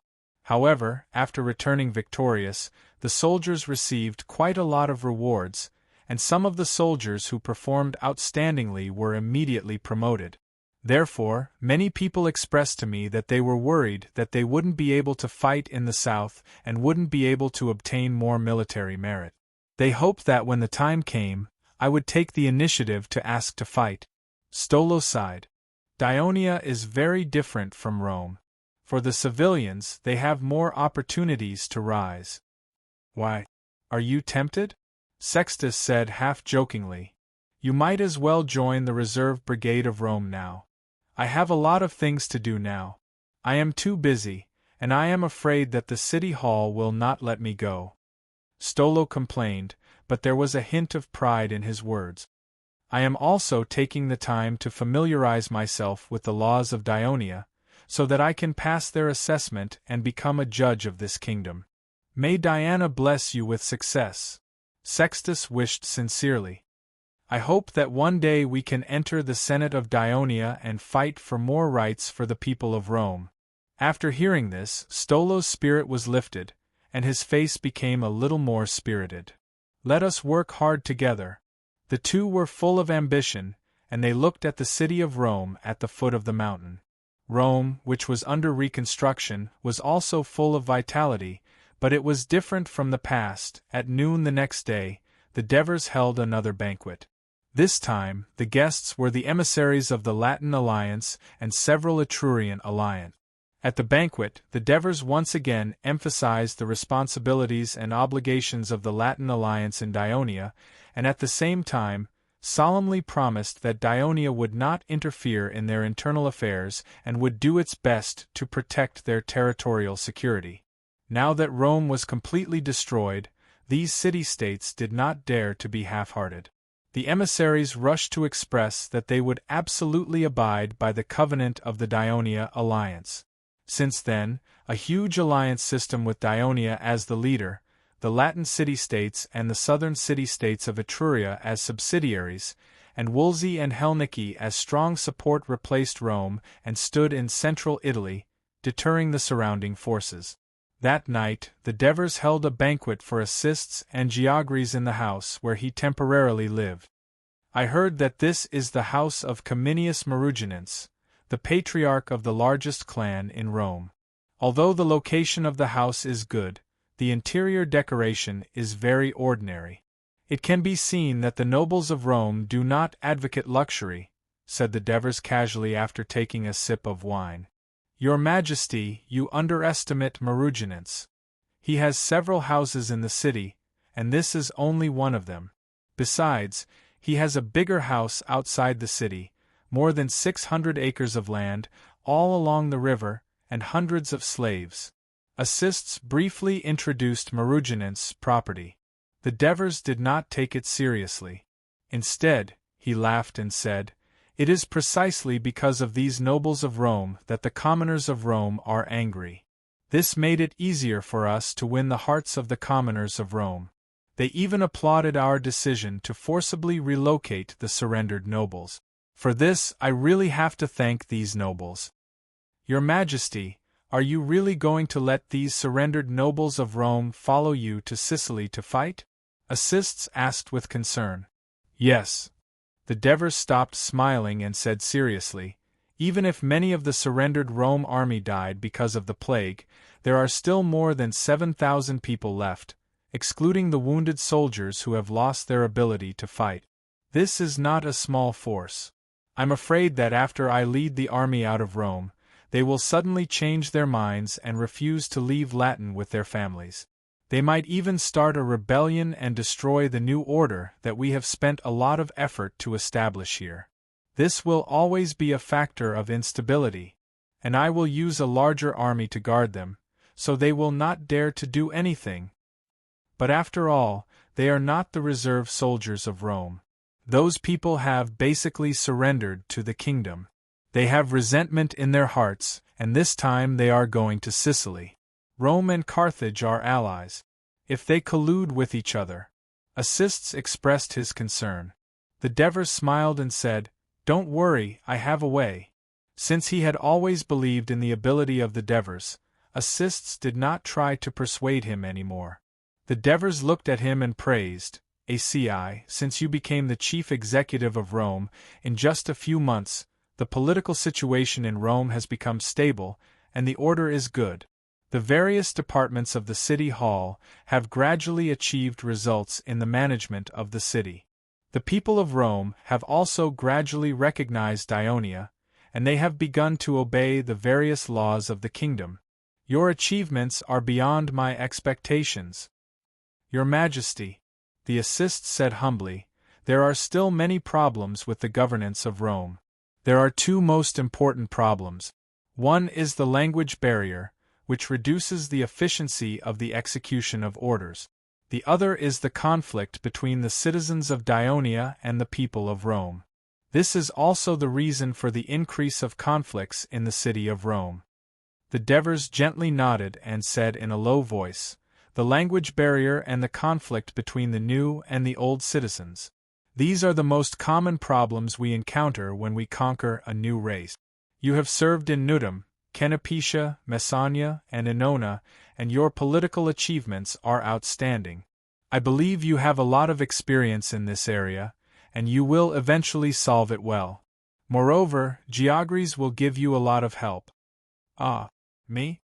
Geogres, who was quietly tasting the food at the side, was a little surprised when he heard this. "This time, you will lead the 5th Legion to stay in Rome. Not only do you have to be ready to extinguish any possible riots, but you also have to ensure the rule of the kingdom here." The Devers looked at him and said with a serious face, "Since the war here has just ended, the order has not been fully restored. It is impossible for the Ministry of Military Affairs to immediately send out military trainers to avoid riots when the citizens are gathered together. However, with the 5th Legion as a guarantee, you can use the slack farming time after the autumn harvest to gather the citizens of Rome, Veii, Gabii, Casrella, Fedini, and other towns for military training. Try to mix the migrated citizens of Ionia with the new citizens of other races. Let them gradually cultivate comradeship through strict training and intense ball games, and learn the simple language of Ionia through frequent contact." "This is a great idea," the assists interrupted excitedly. "Do you still remember, Your Majesty? In the beginning, we mainly used this method to make the Lucania warriors of Bagol acknowledge us, and finally fight side by side with us." "Yes, of course I remember," the Devers said emotionally. "That was almost 20 years ago." The assists had an idea and immediately said, "I suggest that Latin's military camp be built south of the river port and granary. This way, the military camp will not only be located in the center of these towns, but it will also solve the problem of the river port and granary's security." Chapter 940. You and Geogres can decide on this after you have discussed it. The Devers tapped the table with his fingers and said solemnly, "ACI, you mentioned the river port just now. Now, the merchant ships from Greece to Rome use Casrella and Antium as the transfer ports. It is very troublesome to travel to Rome by land or by water. So, for the better development of Rome in the future, Ostia must be rebuilt as soon as possible. As for the population problem, since we are going to return Antium, Villette, and Saturnicum to Wolsey, we can move the population of these 3 cities to Ostia. In fact, we can only move the population of 2 cities. There are not many people left in Saturnicum because of the plague." The assists looked troubled. He said, "Your Majesty, your suggestion is very good. But whether it is rebuilding Ostia or moving the population of the 3 cities, it is beyond my responsibility as the governor of Rome." The Devers smiled. "The Senate will probably send you a new letter of appointment tomorrow or the day after. You will be appointed as the wartime governor of Latin." The Devers's words surprised the assist. After all, the governor was recognized as the most powerful official in the kingdom of Dionia. Many senators flocked to this position, but so far only Cypros, Antonius, and Cypros had held this position. These 3 men were outstanding, and each of them represented a considerable force. Now that he had squeezed into the ranks of the top political figures in the kingdom, he was both excited and nervous. His voice was trembling. "Your Majesty, you mean, you want me to be the governor of Latin? Why, you don't want to?" The Devers looked at him with a faint smile. "Thank you for your trust in me, Your Majesty. I will do my best to fulfill my duties as governor." The assists immediately expressed his gratitude to the Devers. He knew very well that without the recommendation of the Devers, it would be difficult for him to sit in this position since he was less than 50 years old. "If I am promoted to governor, I will have more power, but also more responsibility," the Devers said solemnly.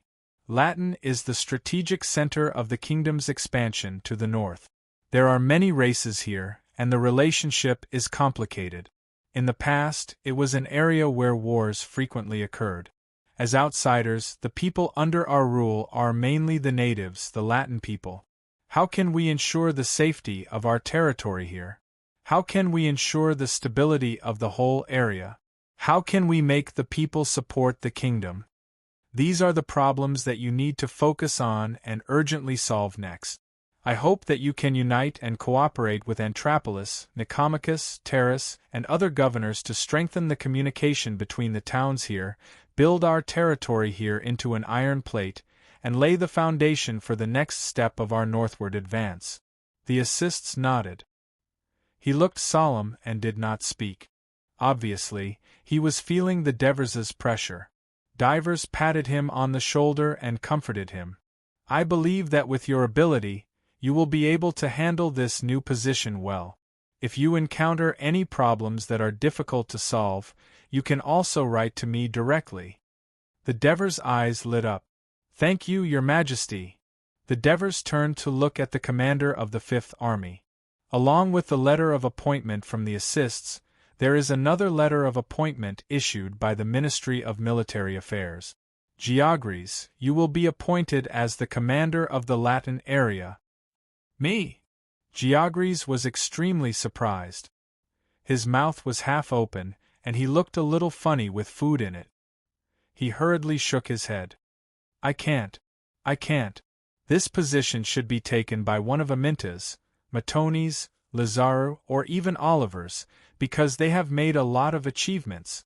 Achievements and seniority are not the most important factors in becoming the commander of the Latin area." The Devers took a sip of wine and said seriously, "But who is the most suitable?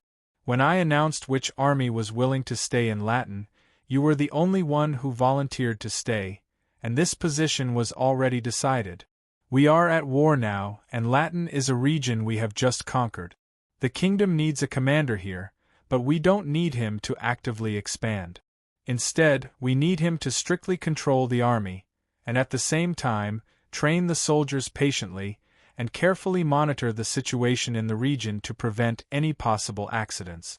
When the enemy does appear, not only will he have to command his own army, but he will also have to command the reserve troops of the various towns, as well as coordinate and command the armies of the entire Latin area. You happen to be the most suitable candidate. Congratulations, Georges.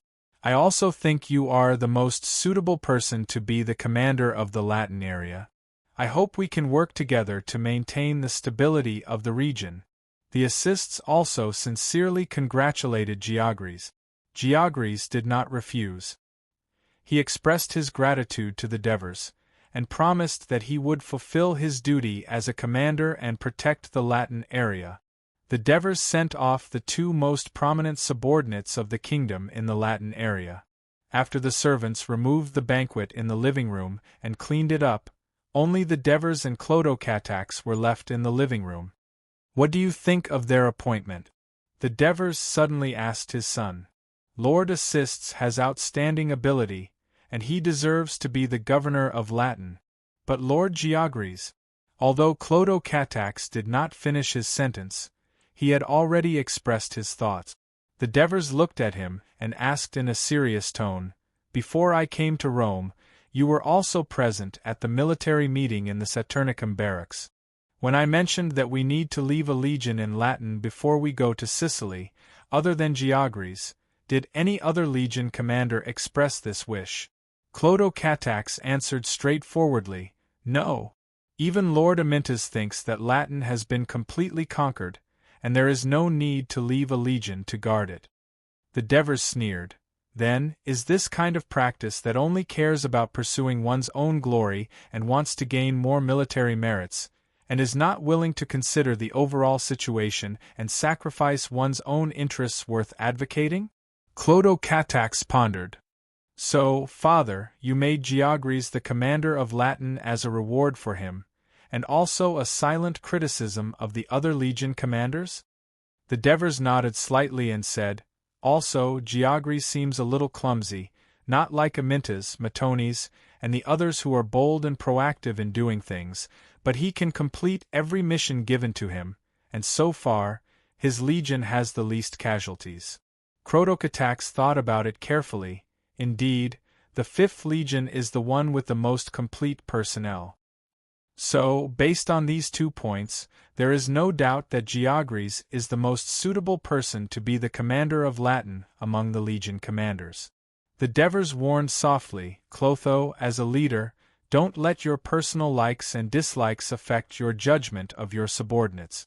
Only based on their performance in practical matters and their actions at critical times can you make an accurate evaluation of them, and only then can you arrange suitable positions for them, so that they can play to their best." After listening, Clodocatax nodded seriously, indicating that he understood.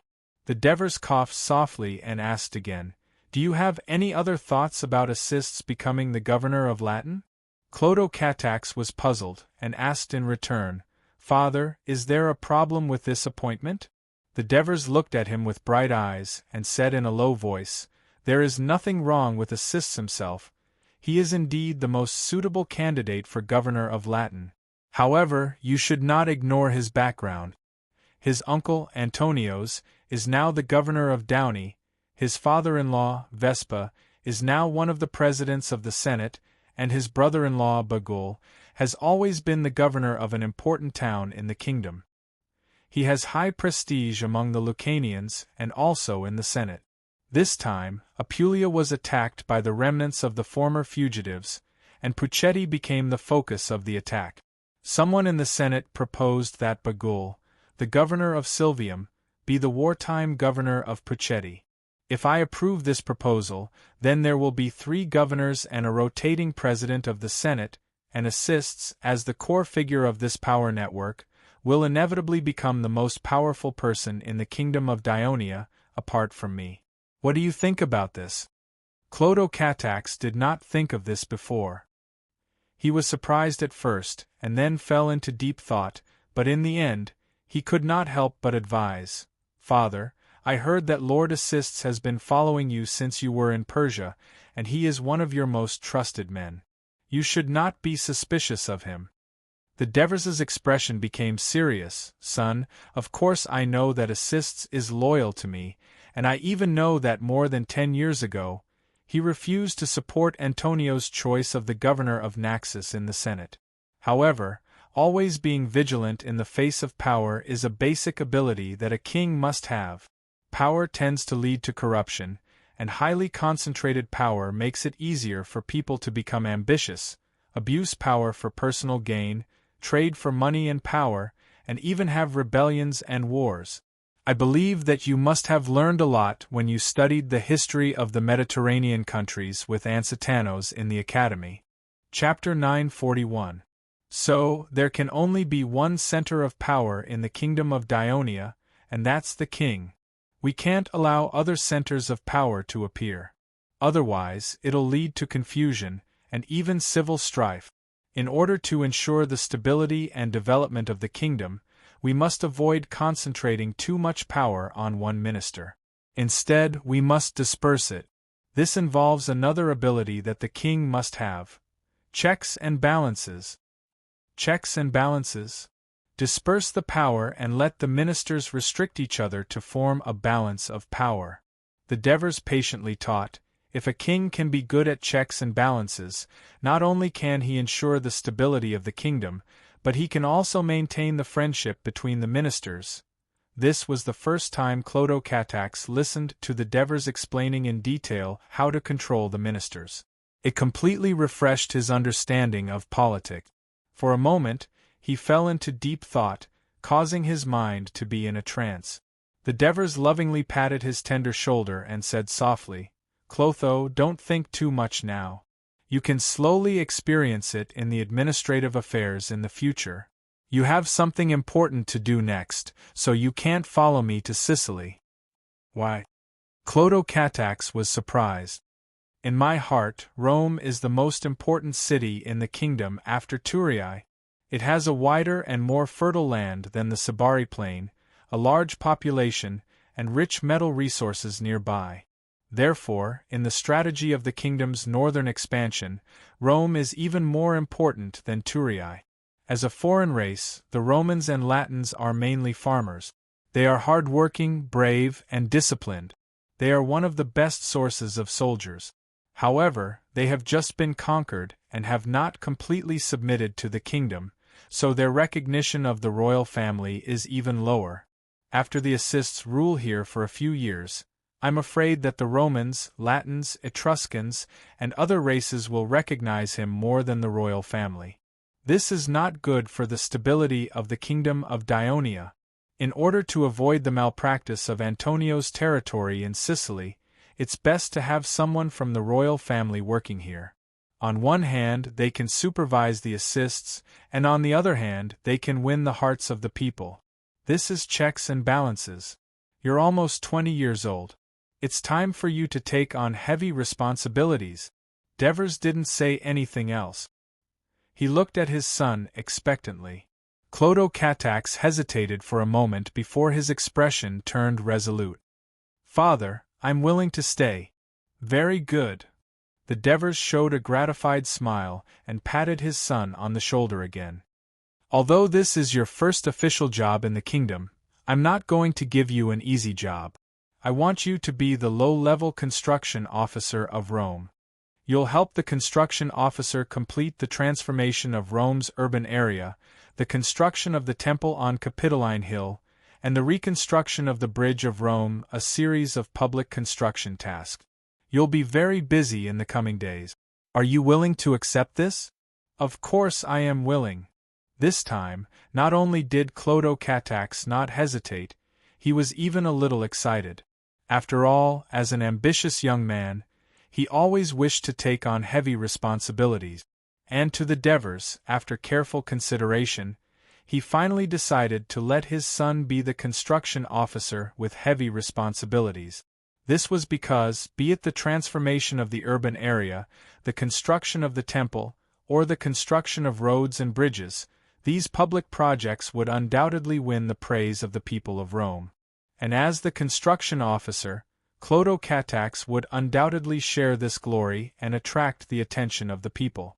Furthermore, these construction projects required a lot of manpower. Most of them came from the people of Rome during the slack season. Clodagh Catax frequently interacted with them. Not only could he understand the people, but he could also promote their good impression of the Dionia royal family. In this aspect, the Devers had no doubts about his son's charm. Of course, the only thing he needed to consider was safety. After Clodagh Catax left, the Devers remained in the living room. Before long, Amirius rushed in. "Your Majesty, I'm here." This thin intelligence chief was covered in sweat.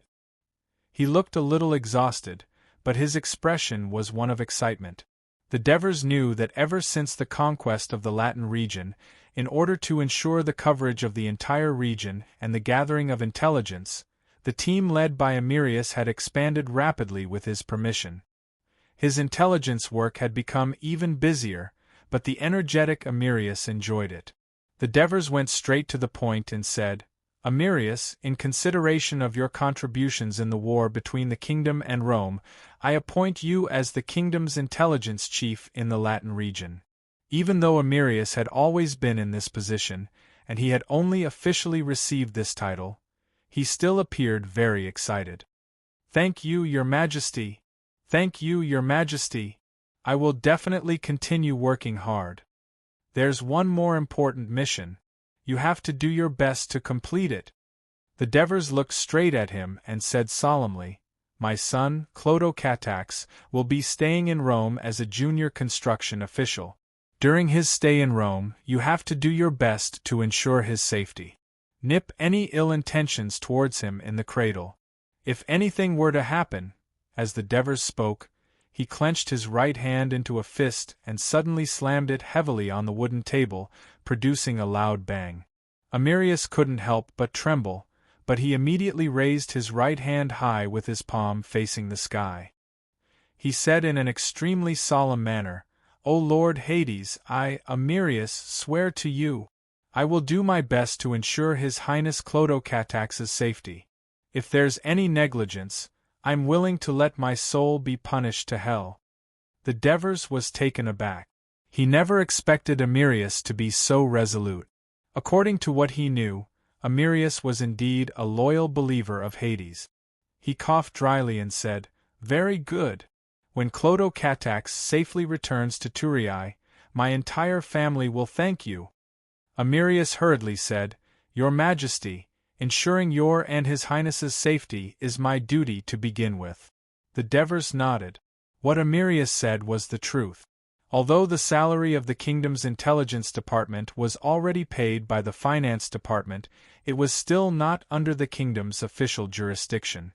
Instead, it was directly under the king. Even Aristyras still held the title of a royal herald and did the work of an intelligence chief. Therefore, to be precise, the entire intelligence department was a private subject of the Devers. Therefore, the Devers didn't elaborate further. When Amirius walked out of the living room, he couldn't help but clench his fists in excitement. Although this mission was indeed a heavy responsibility, it was a rare opportunity to get closer to the future king. Following that, the Devers summoned Marcius and got him to arrange a few loyal, reliable, and excellent guards for Clodocatax. The next day, the Devers returned to the camp in Saturnicum and gathered the high-ranking generals. He gave them the order to march to Sicily. At the same time, he issued an order. They were to disperse the nearly 7,000 Roman soldiers who had surrendered and incorporate them into all the units apart from the Mountain Reconnaissance Brigade, including the Roman Reserve Brigade. Although a few army commanders raised objections, they believed that incorporating these Roman soldiers who were completely unfamiliar with the Dionysian army's tactics, to the point of them not being able to speak the language, would result in a decrease in the army's combat strength. However, the Devers persisted in their views, and the order was finally carried out. In the simple hall of the chief's residence in Bovianum Vetus, the central town of the Caracini Empire, great leader Contrux sat beside a fire pit with a gloomy expression. A servant brought over some firewood and placed it in the fire pit, lighting it up. Although it was still October, the temperature deep in the mountains had begun to turn cold. Contrux's aged muscles and bones could no longer withstand the cold, but the burning bonfire couldn't drive away the chill in his heart. "Great leader, our tribe is currently lacking in food. If we don't think of something, I'm afraid we won't be able to survive the winter." On the other side of the fire pit, Chief Steward Vanni, who was in charge of managing the tribe's supplies, said worriedly, "Not only is our tribe lacking food, but the other tribes are also lacking food." Contrux sighed helplessly, his white brows knitted together. He couldn't help but let his imagination run wild. The Caracini were completely defeated in this war. Not only did they lose many brave warriors, but they also lost a lot of supplies. At first, they were able to organize an army because of the aid of the Carthage people, but since the attack on Downey failed, the change in the war in Sicily, and Dionia's pressure on the Frentani, no more supplies passed through the territory of the Frentani. In order to continue the war, the four major tribes had to gather food from their own tribes and attack Campania instead. One of the reasons was to plunder more supplies. If it wasn't for the obstruction of the Dionysian army, the Simonians could be said to be a great success, but in the end they suffered a crushing defeat. In order to lead the warriors back to their territory safely, Contruc abandoned all the plundered supplies in Beneventum, and in the end the Dionia obtained them. Now, not only did the Caracini tribe suffer many casualties, but they also consumed a lot of supplies. It could be said that they had suffered a heavy loss in this war. Contruc rubbed his hands hard, then comforted him. I've already sent someone to Pentine to find their great leader, Bardani, and ask him to help us with a batch of foods. Ahem. High Priest Rongenai, who was sitting next to him, coughed heavily. Although they have surrendered to the Dionians, as fellow Simonians, they have always been close to us. I believe that they will definitely lend a hand this time. Contruc glanced at him and said in an even more serious tone, although they have surrendered to the Dionians, they have always been close to us. Chapter 942. Not only did Pentini surrender to Dionia, but they also dared to refuse to recognize the priestly group and elect their own high priest. This is a blasphemy against the sacred tradition. Rongenai roared angrily. I heard that it was a request from Dionia, and they had no choice but to comply. Are you going to punish La? Contruc sighed, and the wrinkles on his face deepened. He looked at the burning flames in front of him blankly. Now, whether it's Bardani or I'm afraid the only thing we can think of is to let the tribe survive this difficult period. Savone will curse them. Rongenai said hatefully, and slammed her wooden staff hard. At this moment, a guard came in to report, Great leader, Chief Theramunk is back. Let him in quickly, Contruc said anxiously. A burly middle-aged man walked into the hall with heavy step. Contruc saw his expressionless face and felt uneasy. Theramunk, you're finally back. Did Bardani agree? Theramunk glanced at everyone in the hall, then shook his head and said in a low voice, Bardani said that the Pentini tribe had almost run out of food in the previous war, and now they're relying on Dionia's help. It's impossible for them to have extra food to help us. Damn Bardani! Contruc's anticipation turned into disappointment, and a trace of anger rose in his heart. His father committed suicide 10 years ago. If it wasn't for our support, how could he have become the great leader of Pentini? Now that he's betrayed the Samnite alliance, forgotten our kindness to him, and ignored the ancient tradition of the four major tribes to help each other, refusing to lend a helping hand. Savone will never let this coward off the hook. High Priest Rongenai glanced at him and said coldly, Who was the one who spoke up for him just now? I've already said that these traitors are unreliable. Contruc snorted, but did not respond. Great leader, don't we still have the Forentani? We can borrow some rations from them. Vanni, one of his trusted subordinates, suggested. They're even more of a bunch of cowards. Don't have any expectations for them. Contruc did not have a good impression of the eastern neighboring tribe that claimed to have the blood of Samnite. He said disdainfully, previously because the Dionia pressured them, they refused to let us enter their territory. Now that they've seen us defeated, they can't wait to hide. Why would they provide us with help? Since they won't give, then we'll rob them, Vanni said fiercely. The high priest and the treasurer didn't react in the slightest when they heard this, because the Caracini's daily life depended on herding and plundering for a living. But at this moment Contruc frowned. Do you think the tribes below haven't thought of this? In the morning, I just received the news that yesterday, a few tribal leaders in the east led hundreds of warriors to invade the territory of the Fiorentani people. However, the Fiorentani people mobilized more people to counterattack and beat them back.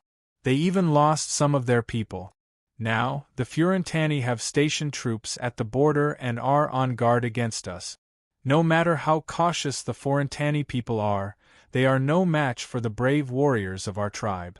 As long as we gather all the warriors of the tribe, we will be able to defeat them and force them to hand over their food obediently, Vanni said proudly. Vanni, you have a good plan. But go ask the tribes in the city, and see if any of them are still willing to go to war. The leader of another large tribe, Theramunk, who was sitting beside the fire pit, suddenly sneered and said loudly, "The war with Dionia has caused many casualties in our tribe. Now all the tribes are short of resources and are unable to compensate the families of the tribesmen who died in the war. I'm afraid it will be difficult for the tribesmen to respond to the call. Besides, without the help of Pentni and Catini, can our Caracini tribe really defeat the Frentani tribe with our current strength? Besides, it would be useless even if they could defeat them.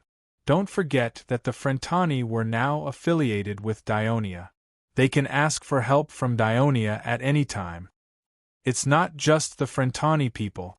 It's reported that the Maxi people in the north have also made some movements in the past few days. They seem to be preparing to avenge their previous defeat." Even though Contrak was very close to the fire pit, he still seemed to feel cold. His body was curled into a ball, and he kept rubbing his hands with a worried frown on his face. His eyes were a little dazed. Although the Dionia people have left Pentni's territory, they are still entrenched in Benventum and may march north at any time. We are surrounded by enemies, and we still have to suffer from hunger.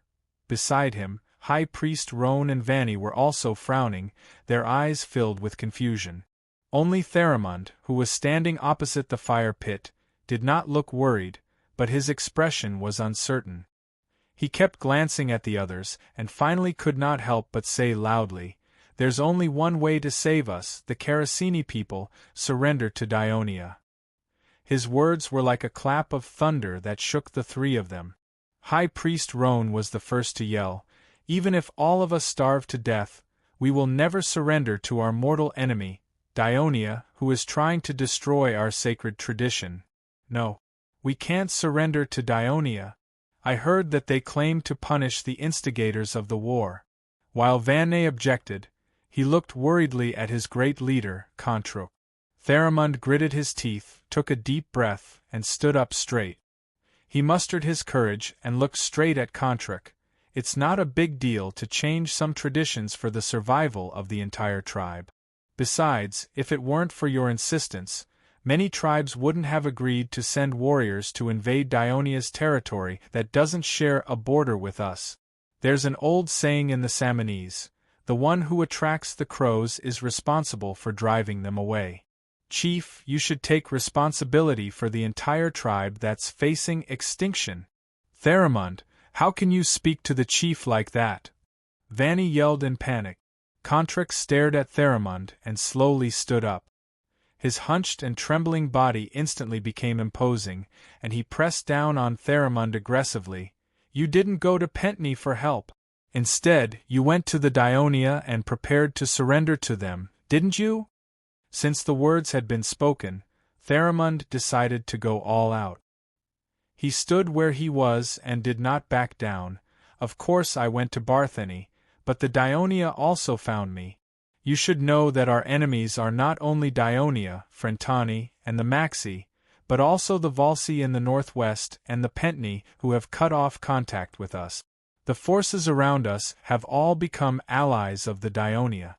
As long as Dionia gives the order, they will attack us. Chief, when you persuade us to start a war, you always say for the good of the Caracines. Now, the Caracines are facing a life and death situation. If you really think for the sake of the entire Caracines, shouldn't you do something for us?" After hearing these words, Contrak's imposing manner instantly faded, and a gloomy expression climbed onto his old face. He swayed his body and sat down dejectedly. The hall suddenly fell into a cold silence. Suddenly, A guard rushed in and shouted in panic, "Chief, there are a lot of tribesmen outside, and they want to force their way in. They said they want to propose to you." Van Ney subconsciously looked at Saramund and asked, "You did it? You overestimate me." There was a trace of sadness in Theramund's voice. "They just want to live." As soon as he finished speaking, there was a deafening cry outside, "Sue Dionia for peace immediately. We request to re-elect the chief." Hearing this, Contrak, who was already old, instantly looked even older. His face was pale, and he stood up shakily. He refused Vanny's help and staggered towards the courtyard door. The army of Dionia in Latin sailed south in batches, and the Third Fleet, which received orders from the Devers, returned to escort them. During this period, Caracini surrendered to Dionia. It was said that the former chief, Contrak, committed suicide at home, but only the current chief was present when he committed suicide, so there were also rumors that he was killed by Theramund. This caused quite a stir in Caracini. Max Brutus, a former aristocrat of Rome, was now a surrendered soldier of the 1st Company of the 2nd Brigade of Dionia's 2nd Legion. He had just been dispersed, and had not had time to familiarize himself with this completely unfamiliar military environment before the army began to sail south. It was the first time in young Max's life that he rode on a ship. The ship rocked in the waves without a moment's rest, and he also vomited until he passed out. He was tossed around for an entire day. On the second day, he was woken up by a comrade next to him. "Brother, don't sleep, we should go ashore." Max did not understand what the Dionia soldier said, but he followed the direction of the soldier's finger and understood what he meant. The ship was sailing towards a town on the coast. They finally reached the shore. Max let out a long sigh of relief in his heart. This was the first time he went to the sea, and he had never longed for land so much. He took a deep breath of the sea breeze, trying to get rid of the rotten smell in his mouth. The soldiers around him were talking and laughing excitedly, but he could not understand what they were saying. He did not know what the other people in Rome, who were in the same situation as him, were thinking. Chapter 943. However, Marquez was eager to learn the language of Dionia and integrate into the environment. He could still remember the speech made by the king of Dionia who defeated the great Camillus. "Soldiers of Rome, Rome has been annexed to the kingdom of Dionia. You have been completely defeated. You can always harbor your hatred for Dionia. But please don't forget that when you conquered Villiers, you killed all the captive males in Villiers city. When you occupied Satnicum, Antium, Villiers, and other Wolsey territories, you either killed or enslaved all the Wolsey males you captured. But today, when you were defeated, Dionia did not deal with you the way you did in the past. It did not end your young lives early, and it did not turn you into lowly slaves. Instead, it gave you the opportunity to become a citizen of Dionia. I believe that many of you have had contact with your former compatriots in Rome. You more or less know what kind of rights and benefits a citizen of Dionia will bring you. You may not be as rich as you used to be, and you can no longer use your power to oppress other citizens at will. But you will become a citizen of the most powerful kingdom in the Mediterranean Sea, and you will be envied by the people of other countries. You will see a wider world and get more opportunities for development. Well, people of Rome, no matter what, the Rome of the past has been destroyed. You are facing a new beginning. Do you want to continue to hate and be suppressed and destroyed in the end? Or do you want to pick up your spear and shield and fight with us to win the respect of the people of Dionia and open up a new future for yourself and your family? It's up to you. It's up to us. Marquez muttered silently in his heart. At this time, a man appeared in front of him, patted him on the shoulder with a smile on his face, and asked with concern, "How are you? Are you okay now?" That smile always reminded Max of how the Dionic doctors treated him meticulously when he was afflicted with the plague and filled with despair. That was why he could live to this day in good health. That was why he didn't hate the Dionians too much.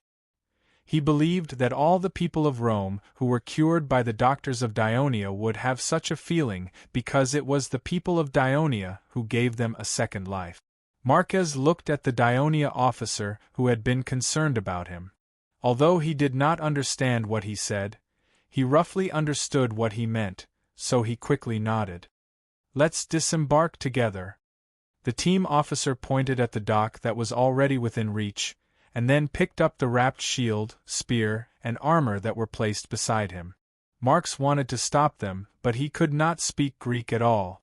Coupled with the fact that he had been vomiting non-stop, his body was indeed weak. He could only watch helplessly as the officer opened the bags and asked the other soldiers to help him carry one item each. This scene made him determined to learn the language of Dionia as soon as possible. In fact, Marquez's judgment was wrong. What he saw was not a town, but a Trine naval base. Therefore, when the other Rome soldiers who were not seasick boarded the passenger ship and entered the port of the naval base, all of them widened their eyes in surprise. In front of them was a port that was many times larger than the port of Ostia. Countless piers stretched out from the winding coast like a terrifying centipede. Huge warships cruised on the other side of the port, sometimes stopping in formation, sometimes sprinting. The slogans of the sailors echoed throughout the port. A few Latin soldiers in Legio III proudly told the people of Rome who were stunned, "There are 5 naval bases like this in the kingdom of Dionia. The first fleet has 2, Tarentum and Castellan. This is not the largest one." These former nobles of Rome were even more bewildered. They suddenly found that the strength of the kingdom of Dionia was far beyond their imagination. The unwillingness in their hearts dissipated under this powerful deterrence. The naval base of the Third Fleet was in Trine, but the military camp of Legio VI was not here. It was in Silatina. The two cities were dozens of miles apart. For the convenience of continuing south, the soldiers who went ashore were not taken to the Silatina military camp. Instead, they rested in the new camp outside the naval base. 10 days ago, the Devers had already made this plan. They wrote a letter to the Senate, and the Senate urgently informed Trine and the surrounding towns. The idle people were organized by the city hall to build a camp for the coming army. So when the army of the expedition to Latin arrived, the soldiers found that the camp had already been built and everything was in place. They did not need to do anything at all. Since the expedition to Rome, it was rare for them to enjoy a ready-made campfire without having to do anything. When they settled down, the officers announced another good news to them. His Majesty the Devers, in order to thank you for your contribution to the kingdom in Latin, has specially allowed you to hold a bonfire party to celebrate tonight. The soldiers cheered when they heard this. The whole camp was in an uproar. Of course, except for the Rome nobles and soldiers who did not know what was going on. In the afternoon, the officials of the Trine City Hall led the organized people to deliver countless bottles of wine, hundreds of goats, and other food to the entire military camp. Of course, there were more people who came to the military camp to visit their loved ones in Legio VI. To prevent them from disrupting the order of the entire military camp, Commander Tradanost allowed the soldiers to meet outside the military camp. In this expedition to Latin, Legio VI suffered many casualties.